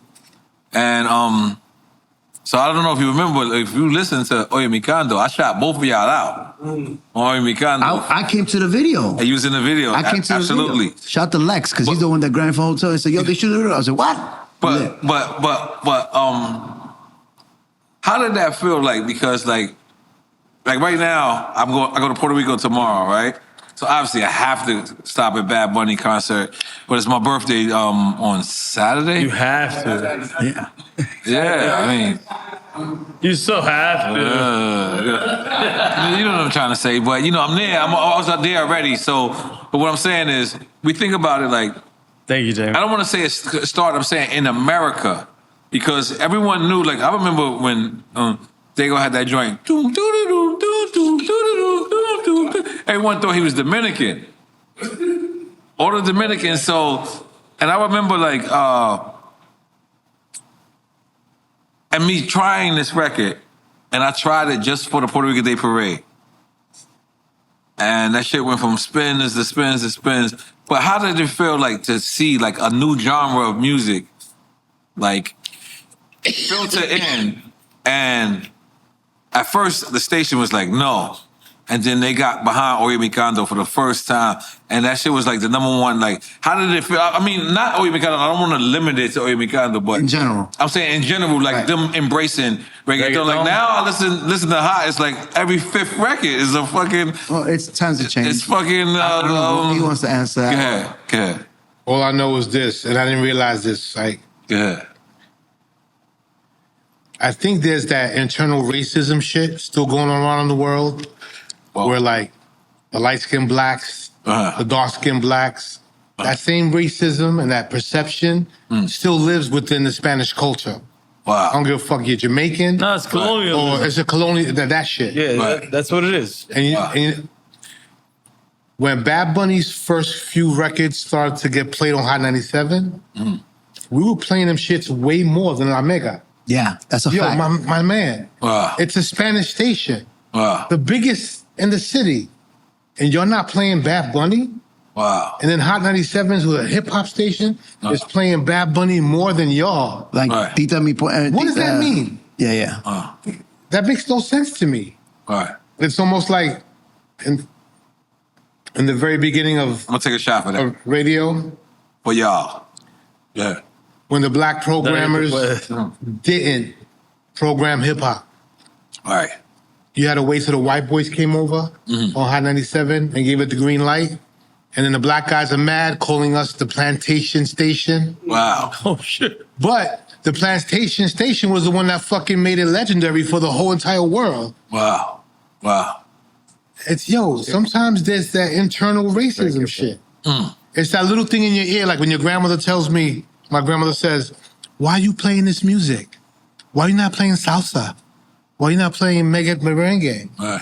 I'm like, Now, wow, Bad because, Bunny but I, made salsa. yeah, but I grew up wanting to hear boom bap hip hop, electronic hip hop, Africa Bambaataa, the Zulu beats, and all that shit was game changing for me as an artist. I mean, as a DJ. When you ask me, as an artist is correct when you ask, yeah, no, I forget that. But when you ask me about Public Enemy and who's my favorite group, this is the appreciation level. And I explained this a few times, but I would be at my house at 2 a.m, sneaking out to the living room to put on some headphones that my dad had and put the radio on so I could hear Public Enemy on the radio. And when I heard them, they scared the shit out of me because I didn't understand what... Fight the power? I didn't understand, no, before that. Okay. But I didn't understand what political rap was. Right. So when they were talking that shit, I was like, yo, this shit is crazy. And then NWA was ill too. They're the same thing. I always say they're the same thing on different spectrums. They are. Yeah. When NWA was fucking, it was 88? Yo, bro, every fucking car in the hood was playing NWA. It wasn't a West Coast, East Coast thing. It was the fucking hot thing. With that racism shit, For me, for the Oye Mi Canto, like that era, it was a no-brainer. Like, being from New York, reggaeton was already popping. You jump on it. All right. Big Mato from Queens, That's right. Pitbull. Yeah. It was a no-brainer. And it was just, for me, it was just no question. All right. I got punished for that. Were you early on reggaeton as a hip hop DJ? 100%. Yeah, he was. Well, you got 100%. punished for that? What you mean? I got punished for that because It was not on the playlist. I used to push it a lot. Right. And they're like, yo, why y'all playing that so much? Right. When's it, this is just a fad. Even Like, Pitbull, they used to make fun of him. they used to call me Mr. Pitbull because I used to play him so much. But yo, this guy's on fucking fire. Right. How can you not? Right. They used to think reggaeton was a fad. They used to be like, yo, when is this gonna end? Yeah. When is this over? That's why. Like, although I have nothing to do with the Bad Bunny concert at all, like I'm claiming it. Like me, I claim it. Like, yo, listen, Yeah. had I not did. Now you should claim it. No, Yes. you should claim some of it. Yeah. Like not all of it, You but put that seed yes, on this side. On this side, yes. On the American side, Yeah. And work that motherfucker out. This side. He said it by mistake. Yes. Yeah. But if it wasn't for that, you don't know how. Yeah, it the would first- eventually took off, but Yeah, it would have took off anyway, but But the you first planted the seed. reggaeton record ever, added Hot 97 is me. First time it's performing the Source Award is me. First time it's added to MTV, me. First time added to BET is me. First time added to KTU, me. You know what I'm saying? I can keep going. Keep going. But you know, when something like that is new, it's gonna be tested and hated. Hip hop got hated, right? You don't know hip hop got fucking hated, and that got hated because it was new to a lot of people. Yeah. And they didn't understand. They didn't get it. Yeah. Fast forward to 2025. Look at this. Everybody. Yeah. Word. And that's just what it Reggaeton's is. got better. It got better. Oh my God. Let's be honest. It got better. From what it evolved. It evolved. Because That's the word you gotta use. Because the beats, Originally, I was like, wait. because the beats changed, it got more progressive. It changed. It changed and it got more creative. It sounds like Juggernaut. Yeah, Bro, yeah, no, but I evolved. was not feeling reggaeton originally. A lot of people weren't because it's all the same beat. For Latinos. This and that. No. For Latinos. Right. Latinos in hip hop, I thought it was taking us back. Right. That shit made That's the way I a felt. whole lot better. We went from the guns. It needed evolution, man. It needed evolution. It needed to grow. That's all that happened. I hate it evolved. You took off the bucket hat and the Timberlands and the camouflage wear, and you got like a sun Palm tree. You got like a palm tree. Yeah, it changed up. Those are the best times of my You got life. sandals and shorts on now. Oye, mi canto. I'll never forget Mr. C coming up to me. Yo, I need that song, man. That song. I was playing one time at the Copacabana. And he came. We were banning us on 57th or no, 34th. Okay. And he came and he saw that reaction. Yo, boy. Yeah. He saw that fucking crowd. The next day on Friday, I need that record you played. Yo, he was just singing it out. And I was like, I got you.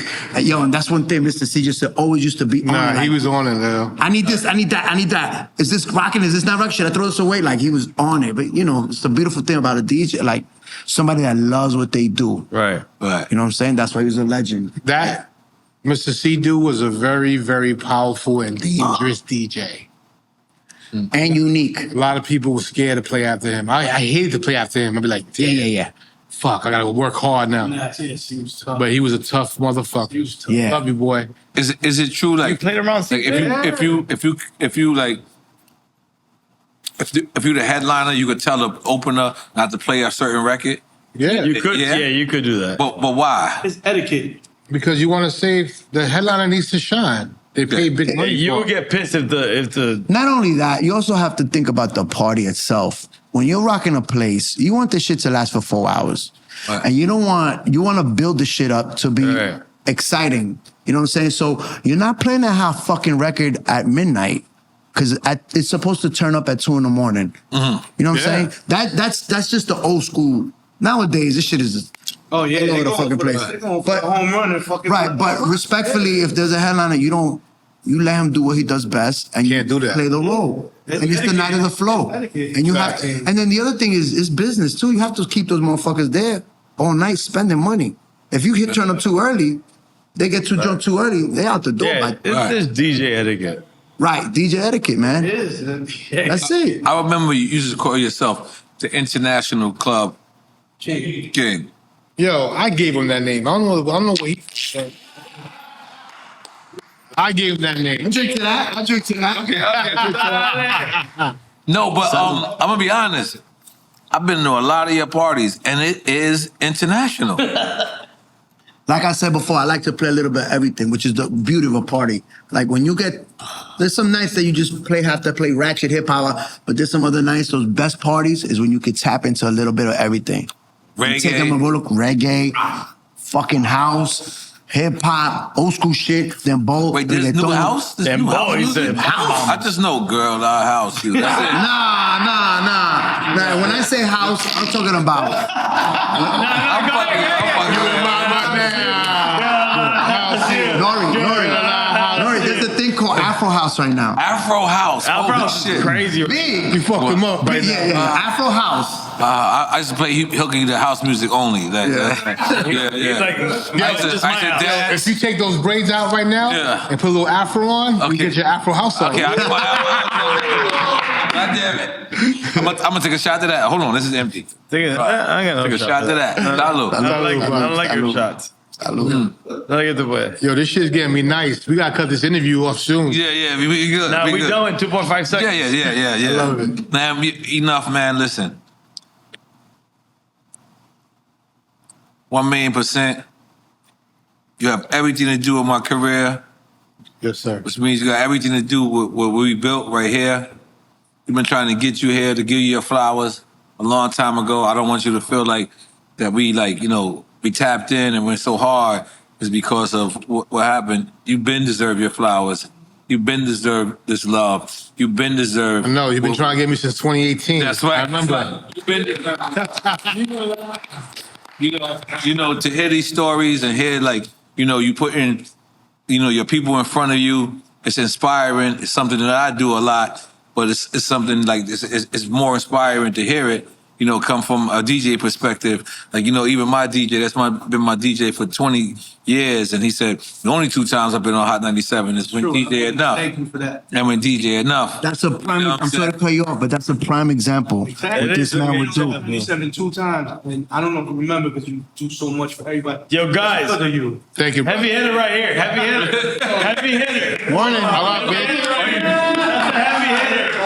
That's a heavy hitter right But here. that's a prime example of how much. That's how it 2 starts. times I was Yeah. on 9 was because of you. So I just want to say that, you're you know what I'm heavy hitter. saying? You know that, right? It reminded me of what I'm doing. It reminded me of what I'm doing in my side life, you know what I'm saying? And it's like, you know what? Sometimes it's like that. Sometimes you got to put something before you, you know what I'm saying, in order for you to move forward.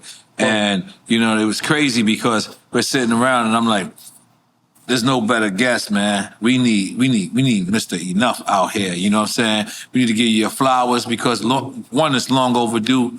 2, we wanted to know your side of the story. We didn't want to just base it on a side interview with TMZ, and then you got this side and this side, and then I basically mess with all sides. And I ain't mad at anybody. None of us are, bro. And I know that We don't want no beef or nothing. I know this is not no beef. We just want to continue spreading the love the way we've been. The way we've been doing. This is a safe zone. I know this, so that's but it's more about giving you your flowers more than it's about investigating your situation. Your situation, we get it, we understand it. Anybody could Google it and see that, but that's not it.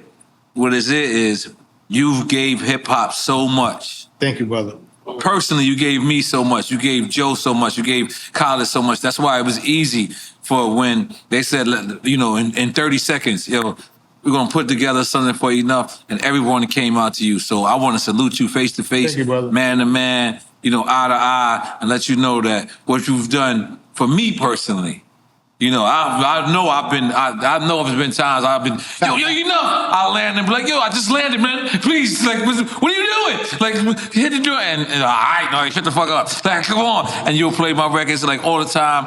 And I know if I'm doing it, I know how much other people is and how much you contributed to hip hop. Even Flex, I heard Flex say, man, Enuff was the first person I seen do 2 or 3 parties in the same night. He ain't lying. Yeah. I'm just, you know what I'm saying? I'm just saying, and now that's a tradition. So us at Drink Champs, really wanted to give you your flowers and tell you how much you mean to us. Thank you, brother. And tell you how much you mean.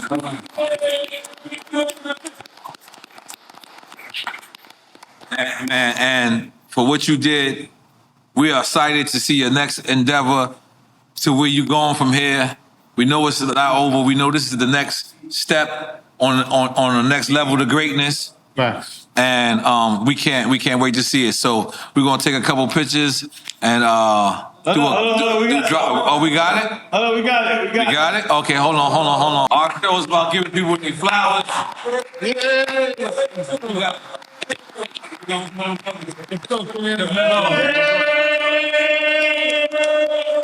Yeah, baby.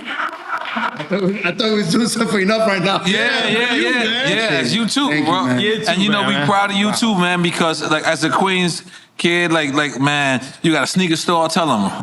Yeah, I got a sneaker store, all the right. I almost shout to Big Lou, shout to George. I also have a few restaurants in Queens called Blend. One in Brooklyn, one in Williamsburg, one coming down the block in Wynwood. Let's do it. Opening up now. Right. Heads up. With Lex? Yes, with Okay. Lex. Good. Shout out to Anthony. And then I also have 2 other restaurants called Moho in Forest Hills, Queens, and Long Island. And a pizza shop called Slice Nice. that I'm down with. You know, Yeah. you know. And everybody asks me, "Yo, how do you?" guy's Listen, working out I here, don't bro. cook. I don't cook. I'm not. You know, I'm part owner. You have Relax. partnership. Yeah. I would never be able to run a place Right. to do it. No, it's my owners that really got to get the flowers for that because they do the day to day, and Right. you know, I'm just down with it, and I'm a partner. That's it. That's I get it. it. That's Yeah, I it. get You it, know, Pop. and you know this. It's like you know, I'm trying to move out here and move for my kids, and that's it. Besides DJing, which For the kids, bro. that's For it, the- and which you know, DJing still in my heart. Like that's the #1 priority. Yo, E, this is crazy, E. Yeah. Yo, well deserved, guys. These are you. the fanciest flowers I've ever I seen. appreciate it. Yes. Thank you. You brothers both Yo, who deserve makes it. these, bro? What the What the flowers, flowers? man. Shout out to What the Flowers, Thank you man. for the Flowers. commercial. What the That was fire. flowers? Who makes them? Shout out to them ladies that do it. What the Flowers, Thank you, what the man. flowers. That's right. That's right. Flowers. So, before we get up out of here, Enuff, Yes, sir. I'm gonna leave it to you. Is there anything you have to say to your fans, to the people, to anybody? Is it I mean, your last thank you words? honestly for an amazing run on the radio. But I know you guys said bloodshed and tears, but I had so much fun. It didn't even seem like I was going to work. Mm-hmm.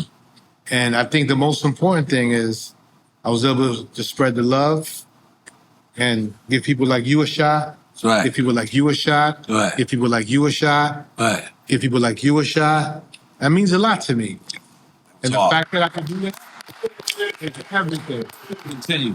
Yeah, and that's the gist of it, you know. And now I want my son to carry the torch and take it away. So I'm proud of what we're doing. Man. Ain't your son manager Ice Spice? No, my son's a producer for Ice Spice and a few other artists. He Shout out to Riot USA. just did Chris Brown's latest single, Wow. which went #1 already. Undefeated. Wow. Undefeated. My little guy's on fire. He's on fire. Right. You see how that works? His son Right. making these platinum. Yo, that's karma, bro. Crazy hits. Great shit. It's supposed to happen. Like it's in the blood. It's in the Shout out blood. to him, bro. Yo, It's in the blood. shout out Big Spanish. Big Spanish. And shout out to Fat Man School because he gave me my name, Big Spanish. Big Spanish. Nice. All right, let's take a couple pictures. You're on. That was not.